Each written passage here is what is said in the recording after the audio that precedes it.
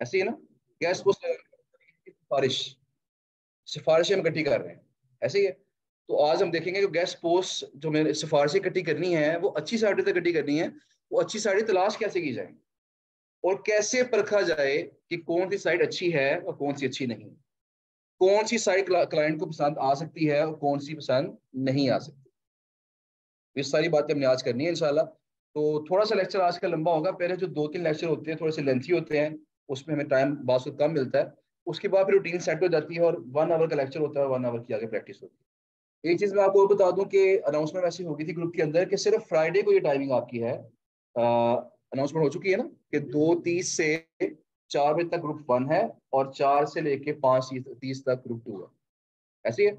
और बाकी थर्सडे और सैटरडे को टाइमिंग आपकी पूरे 2 घंटे की होगी। उसमें ग्रुप 2 की जो टाइमिंग आपकी है वो आपकी टाइमिंग आई थिंक 3:30 से 5:30 तक आपकी टाइमिंग होगी इंशाल्लाह। उसमें आपको प्रॉपर 1 आवर इंशाल्लाह प्रैक्टिस के लिए मिलेगा, ठीक है जी, काम चेक करवाने के लिए और प्रैक्टिस के लिए। अच्छा, रिकॉर्डिंग के लिए कुछ रिक्वेस्ट आ रही है मुझे, तो रिकॉर्डिंग हमारी हो रही है साथ साथ, जुनेद साहब कर रहे हैं, तो जैसे इंशाल्लाह क्लास खत्म होगी तो रिकॉर्डिंग आपको इंशाल्लाह मिल जाएगी, वो परेशान नहीं होना। क्लास आपकी वीक में 3 डेज हुआ करेगी इंशाल्लाह, ठीक है जी, थर्सडे फ्राइडे और सैटरडे। तो वीकली 3 दिन क्लास है और 4 हफ्ते की क्लास चलेगी, यानी कि टोटल 12 लेक्चर होंगे। और उसके बाद फिर आपकी इंटर्नशिप चलेगी जो कि मंडे टू सैटरडे होती है, मंडे टू फ्राइडे होती है, लेकिन हम बास का सैटरडे भी ऑन कर लेते हैं। तो मंडे टू फ्राइडे आपका फिर वो 5 दिन की इंटर्नशिप होती है, वीकली 5 दिन, और वो भी चलेगी पूरा 1 माह यानी 4 वीक्स। तो 20 दिन आपको मिलेंगे इंटर्नशिप के लिए। इंटर्नशिप जो है वो सिर्फ ऑफलाइन स्टूडेंट्स के लिए है। जो ऑनलाइन स्टूडेंट्स हैं उनको इंटर्नशिप जो है वैसे प्रॉपर नहीं मिल सकती, लेकिन जब हम इंटर्नशिप के दौरान इंस्ट्रक्शंस दे रहे होते हैं, हम मीटिंग स्टार्ट कर लेते हैं ताकि तमाम बातें जो है वो इजीली ऑनलाइन वालों तक भी पहुंच सकें। फर्क सिर्फ ये है कि ऑफलाइन वाले स्टूडेंट्स हैं यहाँ बैठ के इंटर्नशिप कर लेंगे, प्रैक्टिस करेंगे हमारे सामने, और जो ऑनलाइन वाले स्टूडेंट्स होंगे वो सिर्फ घर बैठ के प्रैक्टिस करेंगे और काम चेक करवा देंगे।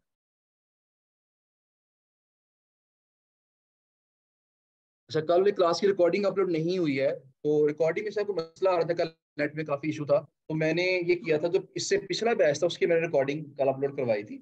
उसमें भी काफी हद तक बातें वही हैं जो कि हमने कल के लेक्चर में की थी। उस लेक्चर को देख के वहां से हम मेन पॉइंट्स अपने क्लियर कर सकते हैं। क्योंकि मैं कोशिश करूंगा अगर आप रिकॉर्डिंग में कुछ अभी कोई एडिटिंग करके कुछ बेहतरी आ सके, क्योंकि कल की रिकॉर्डिंग में थोड़ा सा नेट डिस्टर्ब हो रहा था, जो जुनेद साहब रिकॉर्ड कर रहे थे मीटिंग, उस वजह से उनके पास रिकॉर्डिंग सही हुई नहीं है, थोड़ी सी वो आवाज ब्रेक हो रही थी, बाकी मसाइल थे। तो बाकी इंशाल्लाह आज की रिकॉर्डिंग आपको बेहतरीन तरीके से मिल जाएगी इंशाल्लाह। ओके जी, टाइम चूंकि हमारे पास थोड़ा सा कम है आज भी, तो क्लास स्टार्ट करते हैं। आखिरी जो 15 मिनट होंगे वहां इंशाल्लाह हम क्वेश्चन आंसर करें, ठीक है जी। ओके जी, तो आज का लेक्चर हम शुरू करते हैं और देखते हैं कि हमने जो वेंडर साइट्स हैं उनको हमने आउटरीच कैसे करना है, उन्हें हमने कलेक्ट कैसे करना है। सबसे पहली बात तो ये है। अच्छा, वेंडर साइट्स क्या थी, याद तक भूल गए? क्लाइंट साइड और वेंडर साइड में डिफरेंस जो था वो क्या था, कि जिस बंदे ने या जिस साइट ने गेस्ट पोस्ट लगवानी है उसे बोलेंगे वो क्लाइंट है, और जिस वेबसाइट पे हमने जाके लगानी है उसे बोलेंगे वेंडर साइट है। तो हमने गेस्ट पोस्टें लगाने के लिए हमने वेंडर्स ढूंढने हैं, हमने ऐसे लोग ढूंढने हैं जहां पे हम जिनकी मदद से हम उनकी साइटों पे गेस्ट पोस्ट लगा सकें, उन्हें बोलेंगे ये वेंडर्स। वेंडर्स को हम किस तरह आउटरीच करें, किस तरह तलाश करें, उसका जो सबसे कॉमन मेथड है, जो सबसे कॉमन तरीका है, वो ये है कि आप सिंपली करेंगे, यहाँ गूगल पे जाके सर्च करेंगे और लिखेंगे right for us, right for us लिखेंगे, और आगे आप लिख देंगे वो कैटेगरी, जिस कैटेगरी की साइट्स को आप सर्च करना चाहते हैं। अच्छा, कैटेगरी से मुराद क्या है जरा वो भी चेक कर लेते हैं। मैं फिलहाल राइट फॉर अस लिख के मैं सर्च कर लेता हूँ। तो कैटेगरी से मुराद क्या, देखें, जो हमने कल वेबसाइट देखी थी उस वेबसाइट का नाम था newsdailyarticles.com। इस वेबसाइट में देखें बिजनेस की कैटेगरी मौजूद है, इसमें एजुकेशन भी है, इसमें एंटरटेनमेंट भी है। तो आईटी की जुबान में हम जब कैटेगरी होती है उसके अंदर हम कैटेगरी को निश बोलते हैं, निश, ठीक है जी। तो जब मैं निश बोलूंगा तो आपने क्या समझना, दैट मींस कैटेगरी, ठीक हो गया जी। यहाँ पे इसके अंदर बिजनेस की निश मौजूद है, एजुकेशन की निश है, एंटरटेनमेंट है, फैशन है, हेल्थ है, यानी इसके अंदर मल्टीपल निशेज हैं। तो ऐसी वेबसाइट को हम बोलेंगे मल्टी निश वेबसाइट।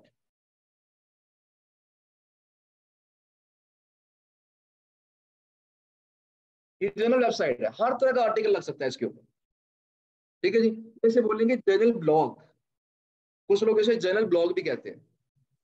तो तीन नाम मैंने बता दिए हैं, क्या, मल्टी निश वेबसाइट या जनरल वेबसाइट या जनरल ब्लॉग। तीनों में से जौन सा भी वर्ड इस्तेमाल होगा, जौन सी भी टर्म इस्तेमाल होगी, आपने समझ आना है इसका मतलब यही है कि ऐसी साइट जिसके अंदर मल्टीपल कैटेगरी। ठीक हो गया जी। अच्छा, एक तो ये साइड हमारे पास होगी, एक साइड मैंने और ओपन की हुई थी अभी, पिछले जो ग्रुप की क्लास चल रही थी उसी के अंदर मैं ये दोनों दिखा रहा था। देखिए ये जो वेबसाइट है इसका नाम है जी डिजिटल हेल्थ बस। अब इस वेबसाइट के अंदर हम देखेंगे, अभी यहाँ देखिएगा कि डिजिटल हेल्थ के अंदर यहाँ पे हमारे पास कैटेगरीज शो हो रही है।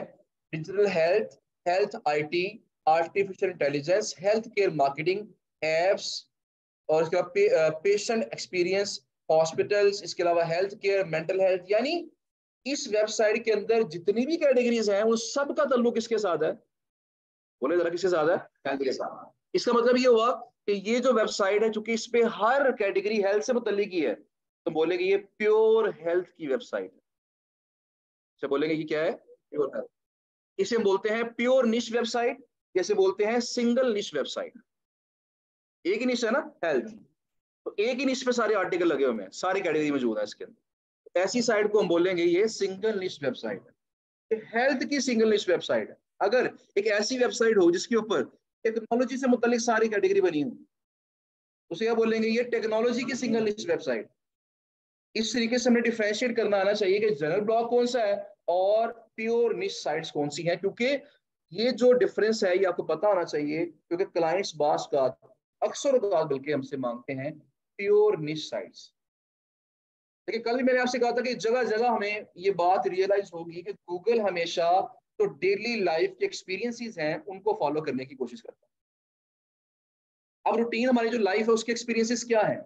उसके एक्सपीरियंसेस ये हैं कि अगर हमने किसी, फर्ज करें हेल्थ डिपार्टमेंट के अंदर जॉब हासिल करनी है, तो मुझे बताएं ज्यादा इफेक्टिव सिफारिश किस डिपार्टमेंट से होगी?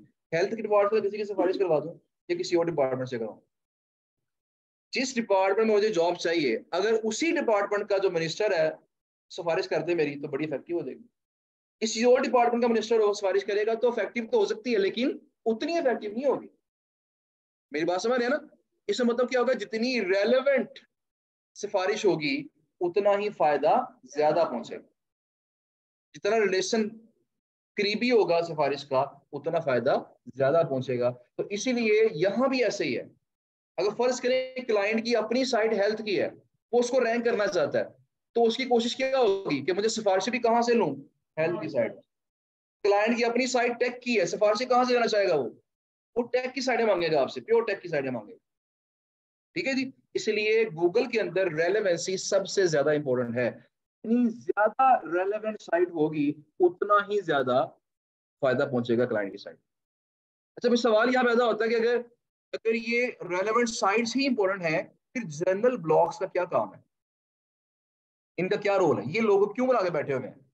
बल्कि ज्यादा तादाद में साइटें ये इस तरह की होती हैं, प्योर निश्चली साइटें कम होती हैं। ये कहाँ स्टैंड करती हैं साइड? तो देखिए होता होता गया है कि जो जो भी साइड्स उनका मसला गया है, उनका मसला ये है कि वो साइडें तादाद में कम होती हैं, और नंबर टू ये है कि वो उनके उनके ऊपर पोस्ट मोस्टली महंगी लगती है। ठीक है जी। मैं भी मिसाल दे रहा था पिछले ग्रुप के अंदर भी कि मेरे पास दो क्लाइंट्स हैं फाइवर पे ऊपर मेरे साथ अटैच्ड हैं, काम पहले करवा चुके हैं। वो दोनों का, एक एक क्लाइंट जो है वो फैशन की साइडें मांग रहा है मुझसे, उसकी फैशन की निश है, और दूसरे क्लाइंट की जो निश है वो होम इम्प्रूवमेंट है। अब दोनों तकरीबन हर हफ्ते मुझे वैसे ही करते हैं, मुझे कोई नई साड़ी तलाश करके दो, लेकिन प्योर साड़ी होनी चाहिए, प्योर इस निश की साड़ी होनी चाहिए। अब मसला क्या होता है कि किसी एक निश की प्योर साइटें ज्यादा ढूंढना और एक मुनासिब प्राइस के अंदर ढूंढना अक्सर बहुत मुश्किल होता है। तो क्लाइंट की पहली कोशिश तो यही होती है कि उसी निश की प्योर साइटें मिले उसे। लेकिन जब वो नहीं मिल पाती, फिर वो क्या करता है? फिर गुजारा करने के लिए कि चले कुछ नहीं मिल रहा तो कुछ ना होने से कुछ होना बेहतर है, फिर वो क्या करता है? फिर वो करता है जी ऐसा करो मुझे जर्नल वेबसाइट सेंड कर दो अच्छी अच्छी, इस तरह ये है। तो चेक वहां पे वो क्या करता है? वहां चेक करता है कि क्या इस जनरल वेबसाइट के अंदर उसकी मुतलका कैटेगरी मौजूद है। नहीं, अगर वो हेल्थ का क्लाइंट है तो क्या चेक करेगा कि क्या यहाँ हेल्थ की कैटेगरी मौजूद है, तो अगर तो है तो वो इस कैटेगरी के अंदर जाके पोस्ट लगवा लेगा। तो थोड़ी बहुत क्या हो जाएगी, रेलेवेंसी क्रिएट हो जाएगी। मेरी बात समझ है ना। अगर वो टेक्नोलॉजी का क्लाइंट है वो भी इस पे जाके पोस्ट लगवा लेगा, एंटरटेनमेंट का क्लाइंट है इस पे जाके पोस्ट लगवा लेगा। इसका फायदा नहीं क्या पहुंचता है, ये साइडें उन्हें ज्यादा इजीली मिल जाती है इस तरह की। और नंबर टू, इनकी प्राइस डिस्कशन क्या होती है वो कम, तो कम पैसों में वो काम करवा लेते हैं, तो काफी हद तक ये इनका गुजारा हो जाता है। इसलिए हमने दोनों तरह की साइट्स को आउटरीच करना है, जनरल वेबसाइट्स को भी और प्योर निश की साइट को भी। जिनका बजट कम होगा उनको हम जनरल पे लगा देंगे, और जिनका बजट हाई होगा उनको हम प्योर निश की साइटें देंगे, ताकि वो अच्छी साइटों पे लगा सकें। ठीक है जी, ये फर्क समझ आ गया जी आपको, प्योर निश साइट्स क्या होती है। ओके, अच्छा नेक्स्ट आगे चलते हैं। अच्छा क्वेश्चन जो आपके है ना, गुजारिश आप सब दोस्तों से ये जो ऑनलाइन स्टूडेंट्स हैं कि क्वेश्चन काइंडली बिल्कुल लास्ट में कीजिएगा, ताकि फिलहाल लेक्चर पर फोकस करें, ताकि लेक्चर की तमाम बातें आपको समझ आ सके। अच्छा जी, अब इसके बाद वापस आते हैं, हम सर्च क्या कर रहे थे, हमने कहा था राइट फॉर अस, सर्च की लिखा हमने, और आगे हमने क्या करना है, वो निश लिख देनी है जिस निश की साइट हम ढूंढना चाह रहे हैं। फर्स्ट करें, यहाँ मैं लिखता हूँ राइट फॉर अस और आगे लिखता हूँ हेल्थ। तो देखिए अब साइटें मेरे पास मैक्सिमम साइटें कौन सी आ जाएंगी, वो हेल्थ के। अच्छा क्वेश्चन यहाँ फिर नहीं जाता, अक्सर स्टूडेंट्स क्वेश्चन करते हैं कि सर हमने, अगर हम सिर्फ हेल्थ लिख दें फिर भी तो ऐसा ही होगा कि सिर्फ हेल्थ की साइडें आएंगी, ऐसे ही है। लेकिन हम यहाँ पे राइट फॉर अस क्यों लिख रहे हैं साथ। देखिए कई ब्लॉग्स, कई साइटें ऐसी होती हैं जो बड़ी अच्छी होती हैं, लेकिन वो हमें गेस्ट पोस्टें लगाना अलाउ नहीं करती, क्योंकि गेस्ट पोस्ट लगाने से उस साइट की अपनी अथॉरिटी भी रिस्क पे आ जाती है। मैंने कल बताया था, अगर मैं किसी अच्छे बंदे को रेफर करूंगा मेरी अथॉरिटी पे फर्क नहीं पड़ेगा, मैं किसी गलत बंदे को रिकमेंड कर दूंगा तो मेरी अथॉरिटी क्या हो जाएगी, वो लूज हो जाएगी। इसी तरह फर्ज करें किसी की अगर कोई गैम्बलिंग की साइड है, जुए वाली कैसीनोस की साइड है, ऐसी साइट को जब मैं रेफर करूंगा, मेरी साइट रेफर करेगी, तो गूगल कहेगी इसने तो बड़ी खराब साइट को रेफर कर दिया। तो गूगल क्या करेगी, वो मेरी अथॉरिटी को बजाय बढ़ाने के थोड़ा सा कम, तो मेरी अथॉरिटी रिस्क पे आ जाएगी।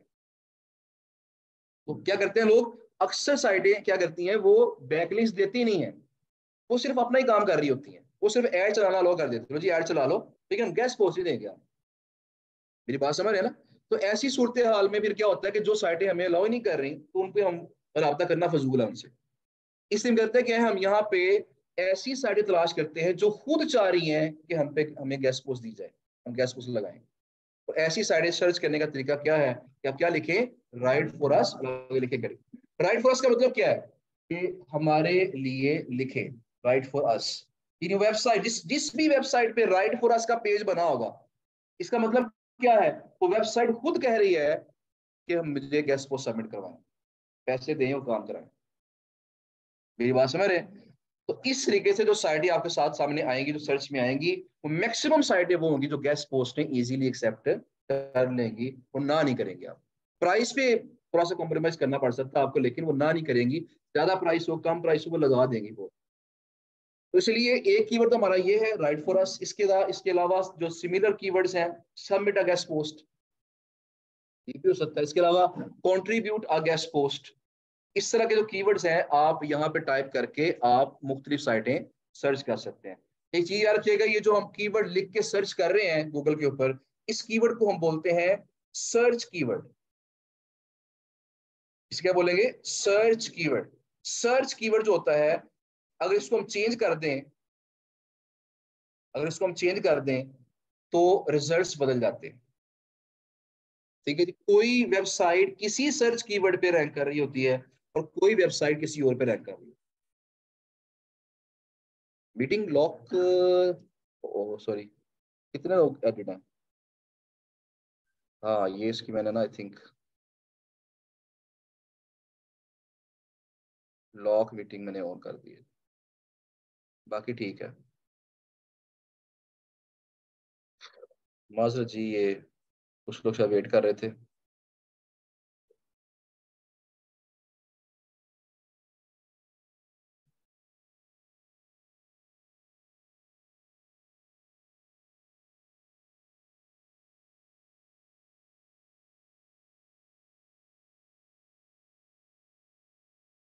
तो जुनेद साहब जरा ये बस मेक श्योर कर लें कि सब तक आवाज आ रही है। फिर मैं ऐसा करता हूँ, मैं शॉर्टली सिर्फ 2-3 मिनट के अंदर मैं जरा पिछला रिवाइज कर दूँ कि जिन लोगों ने अभी ज्वाइन किया ना, जरा उनके साथ थोड़ी सी हेल्प हो जाए। बाकी रिकॉर्डिंग आप फर्स्ट पोर्शन पहले 15 मिनट देखिएगा, जिन्होंने लेट ज्वाइन किया है इंशाल्लाह क्लियर हो जाएगा। मैं सिर्फ शॉर्टली 3-4 मिनट के अंदर मैं रिवाइज कर रहा हूँ। पहली बात हमने कही थी कि जो वेबसाइट्स होती हैं वो दो तरह की होती हैं। एक होती है जी कौन सी, जनरल वेबसाइट, दूसरी होती है प्योर नीश वेबसाइट।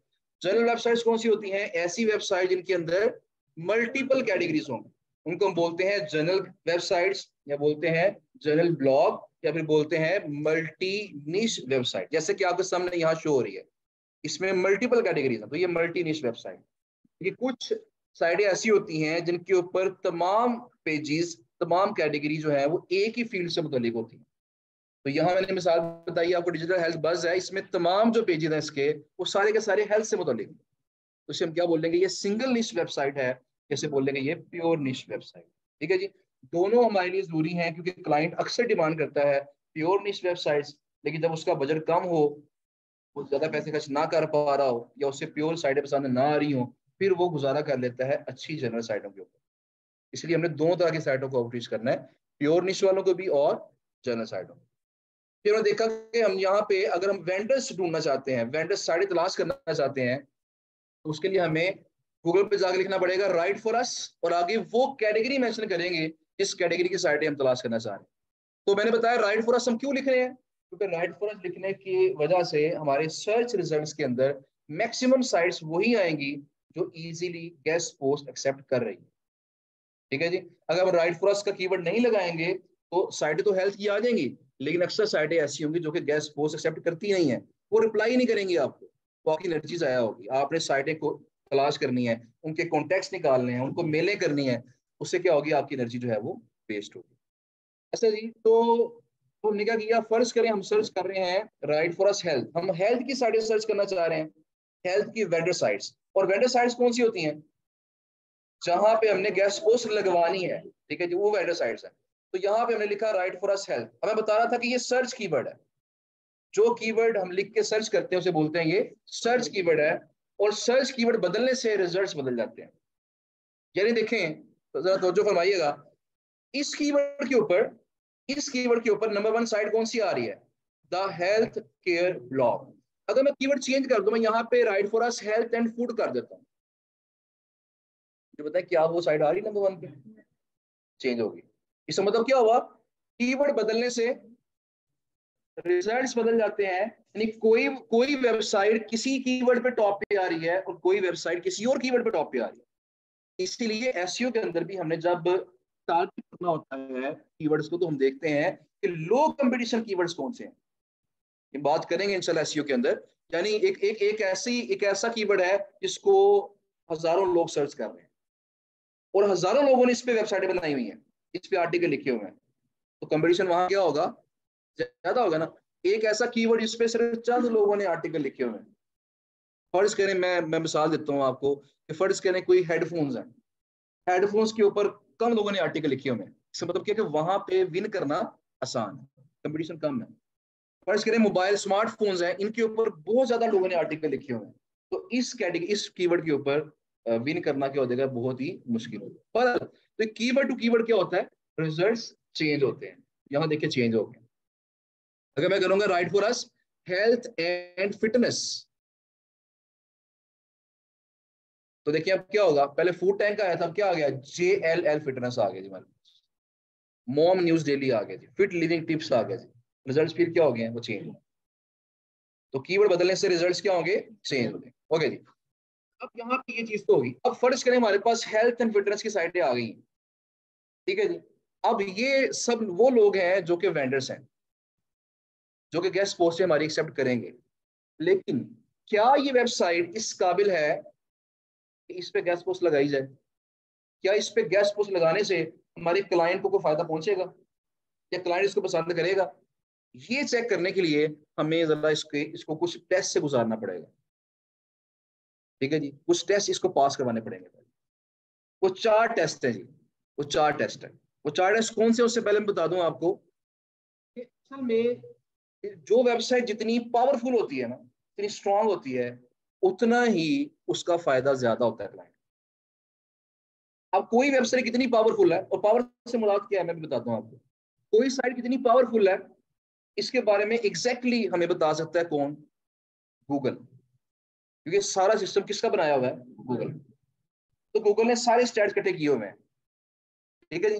तो कोई वेबसाइट कितनी स्ट्रॉन्ग है, कितनी अच्छी है, कितनी हाई क्वालिटी है, वो कौन बताएगा हमें? गूगल। लेकिन गूगल सिर्फ उसी को बताएगा जिसकी साइट है।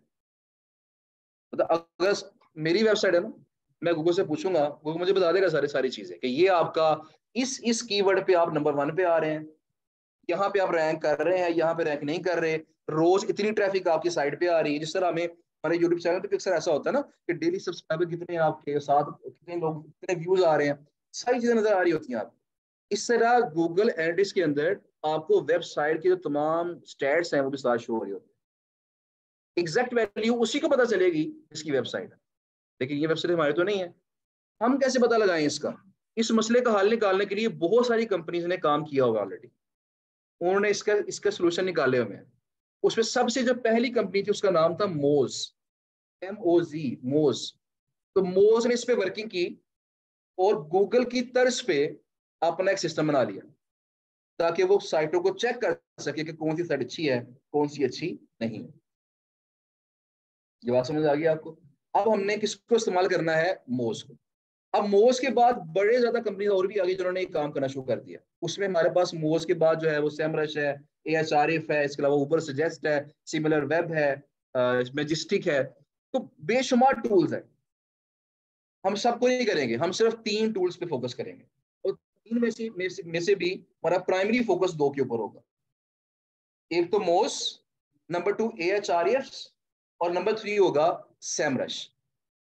ये 3 टूल्स हैं जिनको हमने इस्तेमाल करना हमें आना चाहिए कम से कम। इसका इस्तेमाल आना चाहिए। फोकस हम सिर्फ 2 पे करेंगे, या तो मोज और सेमरस कर लें या मोज और AHRF कर। मोज कांस्टेंट है, ये करना ही करना है हमने, सबसे पुराना है, अक्सर लोगों का ट्रस्ट अभी भी इसके ऊपर, उस पर ट्रस्ट करते हैं इसके स्टैट्स। बहरहाल जी, अब पहले हम सीखते नहीं मोज को हमने इस्तेमाल कैसे करना। मोज को इस्तेमाल करने का जो सबसे पहला तरीका है वो ये है जी कि आप ऐसा करें, इस वेबसाइट तो फर्स्ट स्क्रीन से चेक करना आपने। आप यहाँ क्लिक करें जी, और यहाँ राइट क्लिक करेंगे और यहाँ पे कॉपी लिंक एड्रेस करें, और उसके बाद जाएं गूगल पे और यहाँ पे लिख दें जी मोज। गूगल पे जाएं, वहां लिखें मोज, और मोज लिखने के बाद आपके पास ये मोज की वेबसाइट आ जाएगी, इसे ओपन करें। मोज पे जाके अकाउंट बनाएं। जब मोज पे अकाउंट बन जाए आपका, उसे लॉगिन करें। जब लॉगिन हो जाए उसके बाद आप नीचे जाएं और यहाँ देखिए एक बार आ रही है, ये एनालाइज डोमेन। इस पे यहाँ पे आके वो जो वेबसाइट है उसको कॉपी पेस्ट कर दें, इसका ये वाला हिस्सा निकाल दें यहाँ से, और इसको करें जी एनालाइज डोमेन। जब इसे मैं एनालाइज डोमेन करूंगा तो मोज हमें इसके स्टैट्स कुछ बता देगा। ये फ्री टूल है जी, इसके लिए पे नहीं करना पड़ेगा आपको। जिसका पेड टूल है वो हमें बहुत ज्यादा चीजें बताता है, फ्री टूल में सिर्फ बेसिक चीजें पता चलती हैं। प्रॉपर एसईओ करने के लिए हमें पेड टूल चाहिए होगा, लेकिन जीबीओबी के लिए हम फ्री टूल से गुजारा कर सकते हैं, इसमें कोई हमें बाय करने की जरूरत नहीं है। ले जी, हमें ये स्टैट्स बता दिए। अब ये स्टैट्स क्या है मैं भी इसकी तरफ इंशाल्लाह आऊंगा, लेकिन ये मोज ने मेरी स्टैट, ये पहला तरीका था। मोज के थ्रू स्टैट चेक करने का ये पहला मेथड था। दूसरा मेथड जो है वो इससे बहुत ज्यादा आसान है। उसके लिए क्या करना है आपने? अकाउंट बनाया होना आपने, अकाउंट लाजिम बना लेना। मोज पे अकाउंट बना होना चाहिए आपका। उसके बाद आपने क्या करना है? आपने गूगल पे सर्च करना है और यहाँ लिखना है आपने मोज बार। मोज बार, मोज बार जब लिखेंगे तो आपके सामने एक ऑप्शन ये आई है मोज एक्सटेंशन, दूसरी ऑप्शन आई है मोज बार की गूगल वाली ऑप्शन जो है, क्रोम वाली ऑप्शन जो है, आपने इस पे क्लिक कर देना। तो ये सब अगर मेरी बात सुने तो ये जो लिंक्स साथ साथ मैं भी कर रहा हूँ ना, लिंक्स को जरा काइंडली अपने पास ओपन करके कॉपी कर लें लिंक्स, ताकि हम ग्रुप में शेयर कर सकें। आप सिर्फ लिंक्स पे क्लिक कीजिएगा, सिर्फ मोज की वेबसाइट है उसका लिंक आप क्लिक करें, वो वेबसाइट खुल जाएगी, उस पर जाके अकाउंट बना लें। वो साइन अप वाला जो पेज है उसका एक लिंक कर लें। मोज बार का जो लिंक हमने करना है वो कर दें एक। तो जो रेलेवेंट लिंक्स है ना, ये एक जरा फाइल बना लें ताकि हम स्टूडेंट्स को शेयर कर सकें। आप सिंपल उस पर क्लिक कीजिएगा, आप जो है ना उसको आगे चल के अपना अकाउंट बनाना हो, इंस्टॉल करनी हो, उस बार जो भी करना होगा डाटा प्रोवाइड कर देंगे। अच्छा जी, तो यहाँ पे मोस्ट बार हमारे पास आ गया। देखिए यहाँ एक ऑप्शन आ रही है रिमूव फ्रॉम क्रोम। थोड़ा सा बात समझिएगा, ये मोस्ट बार एक्चुअली क्या है? मोस्ट बार एक एक्सटेंशन है, क्रोम एक्सटेंशन है। मुझे पता है एक्सटेंशन के बारे में किन लोगों को पता है? क्रोम एक्सटेंशन, क्रोम एक्सटेंशन क्या होती हैं? सिर्फ आपको पता है? ओके, ऑनलाइन स्टूडेंट्स में से किसको पता है जी? ओके, तो देखिए जो हमारा जो ये ब्राउजर है ना, गूगल क्रोम, इसका सबको पता है ना? इसका किसको नहीं पता? गूगल क्रोम के बारे में किसी को नहीं पता? अगर सबको पता होगा। या हम ब्राउजिंग करते हैं तो गूगल क्रोम के अंदर फंक्शनैलिटीज अगर हमने ऐड करनी है, कुछ इसके फंक्शंस को बढ़ाना है, तो हमें छोटे छोटे सॉफ्टवेयर इंस्टॉल करने पड़ते हैं इसके। तो वो छोटे से सॉफ्टवेयर जो कि गूगल क्रोम की फंक्शनैलिटी को थोड़ा सा बढ़ा देते हैं, उसको हम बोलते हैं एक्सटेंशन। कि उसने एक्सटेंड कर दिया, बढ़ा दिया है किसको? क्रोम की खसूसियात को थोड़ा सा बढ़ा दिया। अब ये क्या है? ये मोस्ट बार क्या है? मोस्ट बार भी एक क्रोम एक्सटेंशन है। जब इसको आप ऐड टू क्रोम कर लेंगे तो आपके पास ये एक एम जैसा एक ये आइकॉन आ जाएगा। एम बना हुआ है ना ये वाला, ये आपके पास है, ये मोस्ट बार का साइन है। अगर आपको ये शो नहीं होता तो आप इस पे क्लिक करें, स्पूल पे क्लिक करें, और देखिए सारी एक्सटेंशन मैंने इंस्टॉल की हुई हैं। आप क्या करें, आप यहाँ पे जिसको यहाँ शो करवाना चाहते हैं, देखिए जिस तरह AHREF है, इसकी टूल बार है, इसको मैं ऐसे करूंगा तो ये गायब हो जाएगी, फिर क्लिक करूंगा तो ये शो हो जाएगी। ठीक है ना?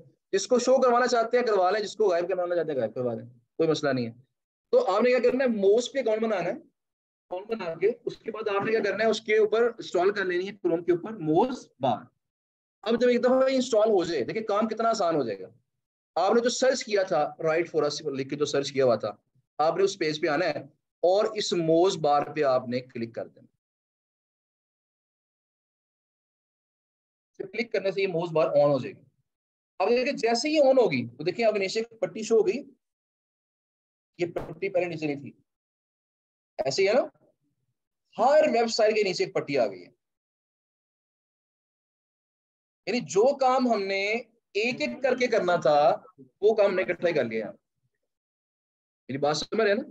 आई थिंक अजान शुरू हो गई है। अजान जरा सुनने, उसके बाद यहीं से शुरू करेंगे इंशाल्लाह।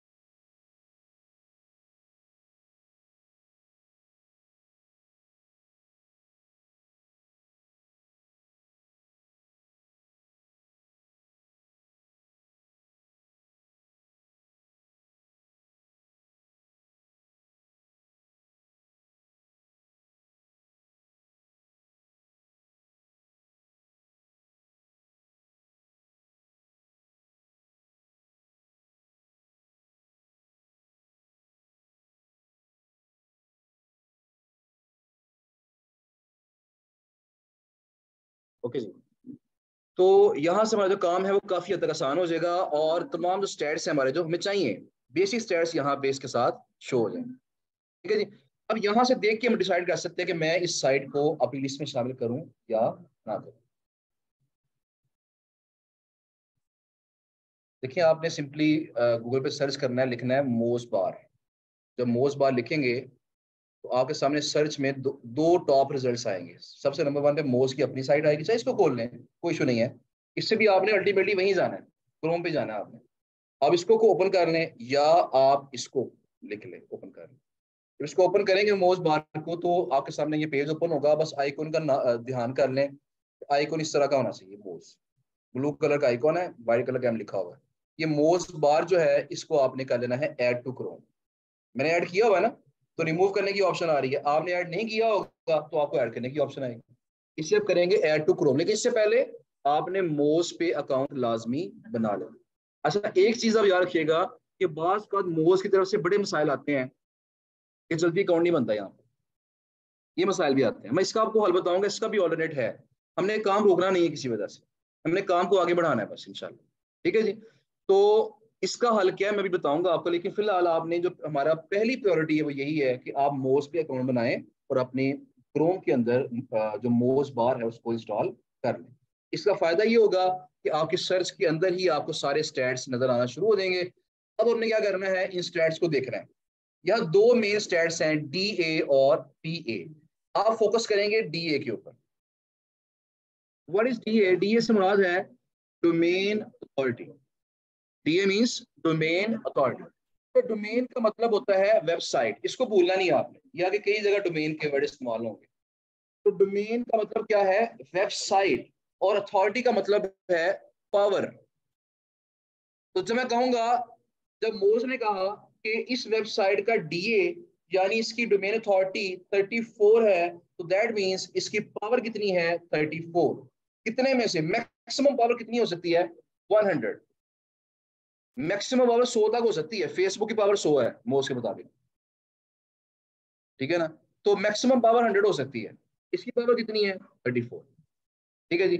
इससे निचली वेबसाइट देखें जरा, उसकी पावर कितनी है? 24, 34, 60, यहाँ देखें 55। इस तरह आप यहाँ पे सेकंड पेज पे चले जाएं तो आपके पास यहाँ पे इसको भी शो कर देगा वो 7, 50, 59, 23। अच्छा, अब हमारा मेयार क्या है, क्राइटेरिया क्या है? क्राइटेरिया ये है कि जिस भी वेबसाइट का डीए कम से कम 20 होगा, उसने पहला टेस्ट पास कर लिया।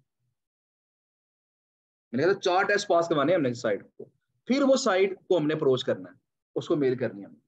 जब तक वो 4 टेस्ट क्लियर नहीं होंगे, हमने साइट का रब्ता नहीं करना। फर्स्ट टेस्ट कौन सा है? मोज। कि मोज का जो डीए है, डीए मींस मोज का जो डीए है, डोमेन अथॉरिटी कितनी होनी चाहिए? कम से कम 20 होनी चाहिए। अगर 20 से कम है, जिस तरह देखें इसकी इसका डीए 7 है, मैं कभी भी इसको अप्रोच नहीं करूंगा, क्योंकि जिसकी अपनी पावर कम है उसने किसी की क्या सिफारिश करनी है? मेरी बात समझ रहे हैं ना, कॉमन सेंस की बात है। तो यहाँ पे इसलिए हमने एक मेयार सेट कर लिया कि कम से कम 20, कम से कम 20। अच्छा, कुछ क्लाइंट्स की पता क्या रिक्वायरमेंट होती है? Client to client requirements vary करती हैं। कुछ क्लाइंट्स कहते हैं कि हमें ऐसी साइडें चाहिए जिसका डीए कम से कम 50 हो, कुछ कहते हैं कम से कम 40 हो, कुछ कहते हैं कम से कम 60 हो, कुछ 70 भी कहते हैं।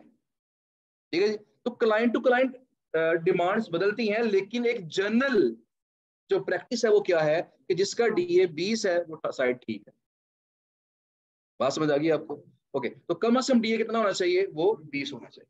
अच्छा, अक्सर क्लाइंट कहते हैं नहीं हमारी साइड का डीए 70 है, तो हमें 70 से ऊपर वाला चाहिए। मतलब उनका माइंडसेट क्या होता है कि जितना मेरी साइड की अथॉरिटी है उससे ऊपर अथॉरिटी होनी चाहिए साइड की।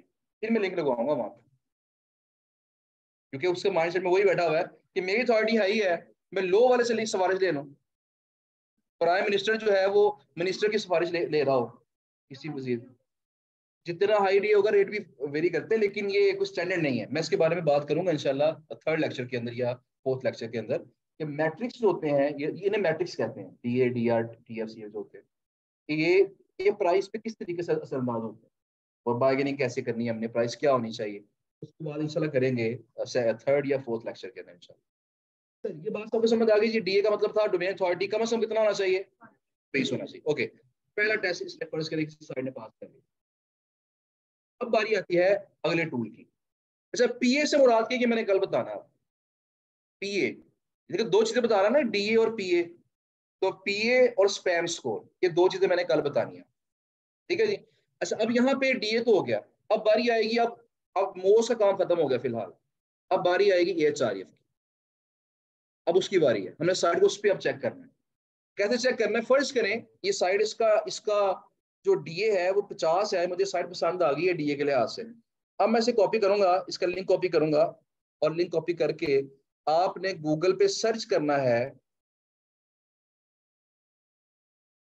गूगल पे आप सर्च करेंगे, वैसे मैं लिंक्स भी आपके साथ शेयर कर दूंगा। आपने गूगल पे सर्च करना है एहरफ्स अथॉरिटी चेकर, एहरफ्स बोल लें या AHREFS बोल लें, AHREFS अथॉरिटी चेकर। जब ये लिख के सर्च करेंगे ना, आपके सब पहले नंबर पे ही एहरफ्स की वेबसाइट आ जाएगी। आपने इसे सिंपली ओपन कर लेना, ठीक है जी। ओपन करके यहाँ देखिए ऑप्शन आ रही है अथॉरिटी चेक करने की, यहाँ पे वो कॉपी पेस्ट कर दें। कॉपी पेस्ट कैसे करते हैं बता ना आपको, कंट्रोल दबा के क्या दबाना होता है, वी। कंट्रोल दबा के वी दबाते हैं तो वो साइड कॉपी हो जाती है, चीज कॉपी पे पेस्ट हो जाती है। ले जी, अब यहाँ पे वेबसाइट आ गई deepadvices.com, चेक अथॉरिटी। एक अथॉरिटी बताई थी हमें किसने, मोज ने। एक अब ये बताएगा इसने कितनी बताई है उसकी जी। इसने उसको नाम दिया है डोमेन रेटिंग। डोमेन का मतलब क्या होता है, और रेटिंग का मतलब है स्कोर। उसने अथॉरिटी कहा था, इसने स्कोर क्या दिया है, बात तो वही है ना। 100 में से 30 अथॉरिटी है या 100 में से 30 स्कोर है, बात तो एक ही है। इसका मतलब क्या हुआ कि डोमेन रेटिंग है, DR इसे कहते हैं, DR, इसकी एब्रिविएशन DR है। DR और DA दरअसल क्या है, ये एक ही चीज के दो नाम, सिर्फ कंपनी का फर्क है। लेकिन ये बात याद रखिएगा, कंपनी के फर्क होने की वजह से वैल्यूज में भी फर्क हो सकता है, मतलब वही है डोमेन की पावर, मतलब वही है। लेकिन क्योंकि कंपनी डिफरेंट डिफरेंट है तो वैल्यूज में फर्क हो सकता है। देखिए जिस तरह इसका डीए कितना था, 50 था, ये देखें इसका डीए था 50, यानी मोज ने कहा है इसकी अथॉरिटी 50 है, पावर 50 है, और AHRF ने क्या बोला है इसकी पावर कितनी है, 32 है। तो दो डिफरेंट टूल्स हैं, हर किसी का अपना अपना चेक करने का तरीका है। उन्होंने किसी और लिहाज से चेक किया होगा, उन्होंने किसी और लिहाज से चेक किया होगा। मैं अक्सर मिसाल देता हूँ, मैं अभी पिछले ग्रुप में मिसाल ये दिया था कि बिल्कुल ऐसे ही है जैसे आप एक पेपर अटेम्प्ट करें और दो डिफरेंट उस्ताद से चेक करवा लें, दो डिफरेंट टीचर से चेक करवा लें ना आप, तो कोई टीचर आपको ज्यादा मार्क्स देता है, कोई कम मार्क्स देता है। किसी का जरा हाथ खुला होता है ज्यादा मार्क्स देने वाला, किसी का हाथ तंग होता है, ऐसे ही है ना। तो यहाँ भी ऐसे ही है। तो इस मामले में मोस का हाथ जरा खुला है और एरफ का हाथ थोड़ा तंग है, तो इसने स्कोर कम दिया है इस तरफ से। है ना जी, इससे कोई मसला नहीं है, दोनों नोट करने हैं हमने, DAB और DRB। और यहाँ स्टैंडर्ड वही है कि DAB कम से कम 20 होना चाहिए और DRB कम से कम 20 ही होना चाहिए। अब इस वेबसाइट ने फिलहाल ये दो टेस्ट पास कर लिए, DAB 20 या 20 से ऊपर है और DRB 20 या 20 से ऊपर है, दो टेस्ट पास हो गए। अब बारी आएगी थर्ड टेस्ट की। थर्ड टेस्ट यहीं पे हो चुका है इसका। थर्ड टेस्ट इसका है लिंकिंग वेबसाइट्स। ये टर्म्स आपको समझ आनी चाहिए, कॉन्सेप्ट्स आपको क्लियर होने चाहिए, ताकि आप इस पे बेहतर तरीके से बातचीत कर सके क्लाइंट के साथ या वर्किंग कर सके। लिंकिंग वेबसाइट्स, इसका दूसरा नाम होता है रेफरिंग डोमेन्स। रेफर होता है रेफर, तो रेफर से रेफरिंग डोमेन्स। अब जरा मुझे बताएं, रेफरिंग डोमेन्स का नाम सुन के आपके जहन में क्या आता है। रेफर का मतलब सिफारिश करना, डोमेन का मतलब, तो डोमेन बार बार आएगा, तो डोमेन का मतलब क्या है, वेबसाइट। तो रेफरिंग डोमेन से मुराद क्या है, सिफारिश करने वाली वेबसाइट्स। समझ आ गई आपको। तो अगर इसकी लिंकिंग वेबसाइट्स या रेफरिंग डोमेन्स अगर 815 हैं, इसका मतलब यह है कि इस वेबसाइट को 815 साइटें इसकी सिफारिश कर रही। देखिए अगर इसकी अथॉरिटी 32 है, मिनिमम कितनी होती है, शुरू में 0 होती है। अगर ये 0 से 32 तक पहुंचा है तो कैसे पहुंचा है, सिफारिशें करवा के। तो इसे अभी तक कितनी सिफारिशें करवानी है? 815। 815 सिफारिशें करवा के फिर ये यहाँ पहुंचा। 815 लोगों की सिफारिशें करवाई है। ये बात समझ आ गई आपको? ओके, ये जरा डिफरेंशिएट कीजिएगा। ये बात समझ आ गई? रेफरिंग डोमेन्स या लिंकिंग वेबसाइट एक ही चीज के दो नाम, मतलब वही है। अच्छा, अब यहाँ देखिएगा कि लिंकिंग वेबसाइट्स 815 है और बैक लिंक्स 1.2 के हैं। मैं अभी पिछले बैच में पूछा था तो एक पर्सन थे, उन्होंने काफी अच्छे तरीके से मुझे बता दिया, इसका जवाब दे दिया कि दोनों में क्या डिफरेंस है। जरा मुझे आप में से कोई बताएगा? मैंने लिंकिंग वेबसाइट समझा दिया आपको। अब मुझे बताना अब नहीं है कि लिंकिंग वेबसाइट्स और बैक लिंक्स, इन दोनों में क्या डिफरेंस है। हैंड रेस करना आपने, हैंड रेस करेंगे बताएंगे। आप ही बता दें, आपने शुरू किया था।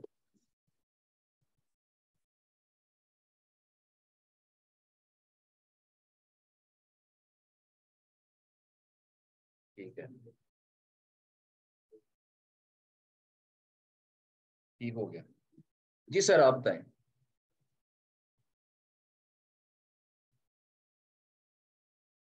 ठीक हो गया जी। इसके अलावा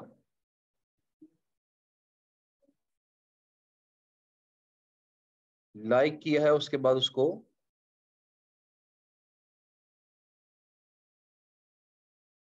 बैक लिंक्स, नो, मतलब ये आप उसको टर्म को फॉलो कर रहे हैं, बैक लिंक्स को, कि लिंक बैक करवा दिया। नहीं, ये नहीं होगा बैक लिंक, ये चीज नहीं है जी। आप बताएं।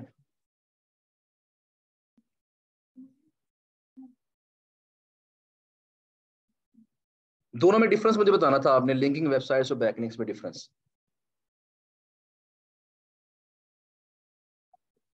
जी जी,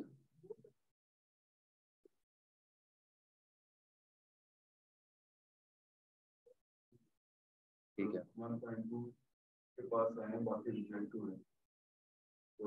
ओके, अच्छा जी। ऑनलाइन भी कुछ मुझे आ रहे, जरा चंद एक देख लें उनके भी सजेशंस जो हैं। 1.2 लिंक्स फ्रॉम, बिल्कुल उन्होंने रोले खत्म कर दिया है कि 1.2 के लिंक्स फ्रॉम 815 वेबसाइट्स। अब देखिए 815 वेबसाइटें थी, सिफारिशी वेबसाइट जो सिफारिश कर रही हैं, सिफारिश करने वाली। अगर हर साइड पे एक एक लिंक लगा होता है इसका, तो मुझे बताएं कितने बैक लिंक्स होते हैं? 815। अगर हर साइड पे दो दो लिंक्स लगा दे, ये 1630 हो जाएंगे। इसका मतलब ये है कि किसी पे एक लिंक लगाया है इसने, किसी पे दो लगाए हैं, किसी पे तीन भी लगाए होंगे, लेकिन ओवरऑल टोटल 815 साइटों पे टोटल लिंक्स कितने लगे हुए हैं इसके? 1200 लिंक्स। मेरी बात समझ है ना? अगला मिसाल देखते हैं कि फर्ज करें आप अगर मैं अक्सर मिसाल दिया करता हूँ इसी चीज की, इस बात समझाने के लिए कि फेसबुक पे फर्ज करें किसी बंदे ने पूछा, पोस्ट लगाई कि मैंने स्मार्ट वॉच बाय करनी है, तो मुझे बताएं मैं कौन सी स्मार्ट वॉच बाय करूँ। अब हर कोई बंदा कहेगा फलां वॉच कर लो, सैमसंग कर लो, ये कर लो, वो कर लो, हुआवे कर लो, एप्पल वॉच बाय कर लो। लेकिन मैं जिसकी अपनी वेबसाइट है स्मार्ट वॉच सेल करने की, तो मैं ऐसा नहीं करूंगा। मैं कहूंगा गो टू शी1.com, ताकि मेरी वेबसाइट चले ना, वहाँ लोग ट्रैफिक जाए वहां पे जरा। तो मैं अपनी वेबसाइट को प्रमोट करूंगा कि गो टू शी वॉन, हमारी वेबसाइट है शी1.com, जो लेडी स्मार्ट वॉचेस सेल करने से मतलब। तो मैं उसको कहूंगा, कमेंट करूंगा गो टू शी1.com and find the best smart watches for you. ठीक है जी। तो अब ये क्या हो गया, ये मैंने कमेंट किया है ना, वो वहां मैंने जिक्र कर दिया है शी1.com का, तो मैंने एक लिंक लगा दिया। अब facebook.com एक डोमेन है, जब मैंने कमेंट किया तो ये क्या लग गया, उसके ऊपर एक लिंक लग गया। One domain, one traffic domain, one link. बात समझ आ गई? लेकिन अगर ऐसा हो कि हफ्ते बाद या 2 हफ्ते बाद, अगर फर्ज करें ऐसा हो कि कोई और भी मुझसे पूछे, कोई दोस्त और पूछे कि बताएं उसे भी स्मार्ट वॉचेस चाहिए थी, मैं क्या करूंगा? उसके नीचे भी जाके कमेंट कर दूंगा गो टू शी1.com। डोमेन वही है, लेकिन मुझे लिंक्स कितने हो गए अब यहाँ, क्योंकि दो डिफरेंट जगह पे लिंक्स लग गए हैं, तो लिंक्स कितने हो गए? 2। तो रेफरिंग डोमेन एक है, लेकिन बैकलिंक्स कितने हैं? 2 है।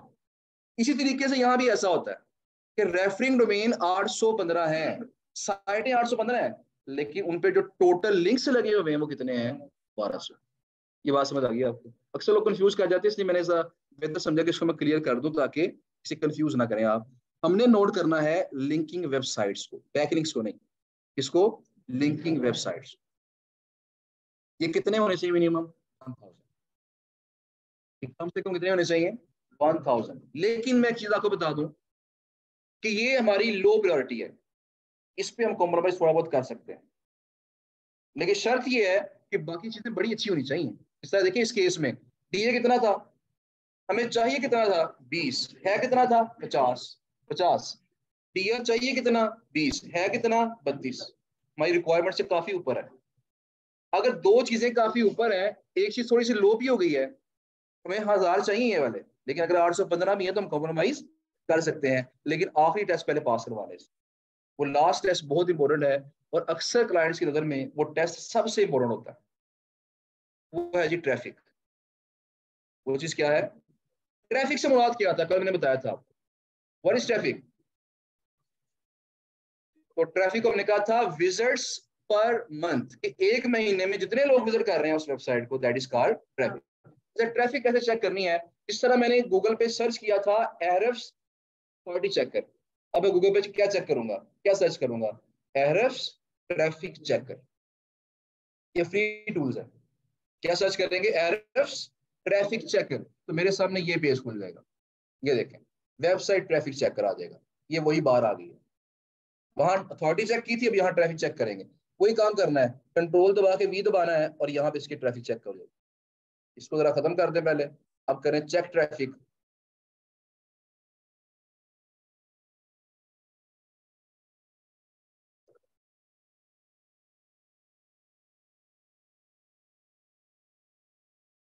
ले जी, इसकी ट्रैफिक आ गई है जी 80 ओनली।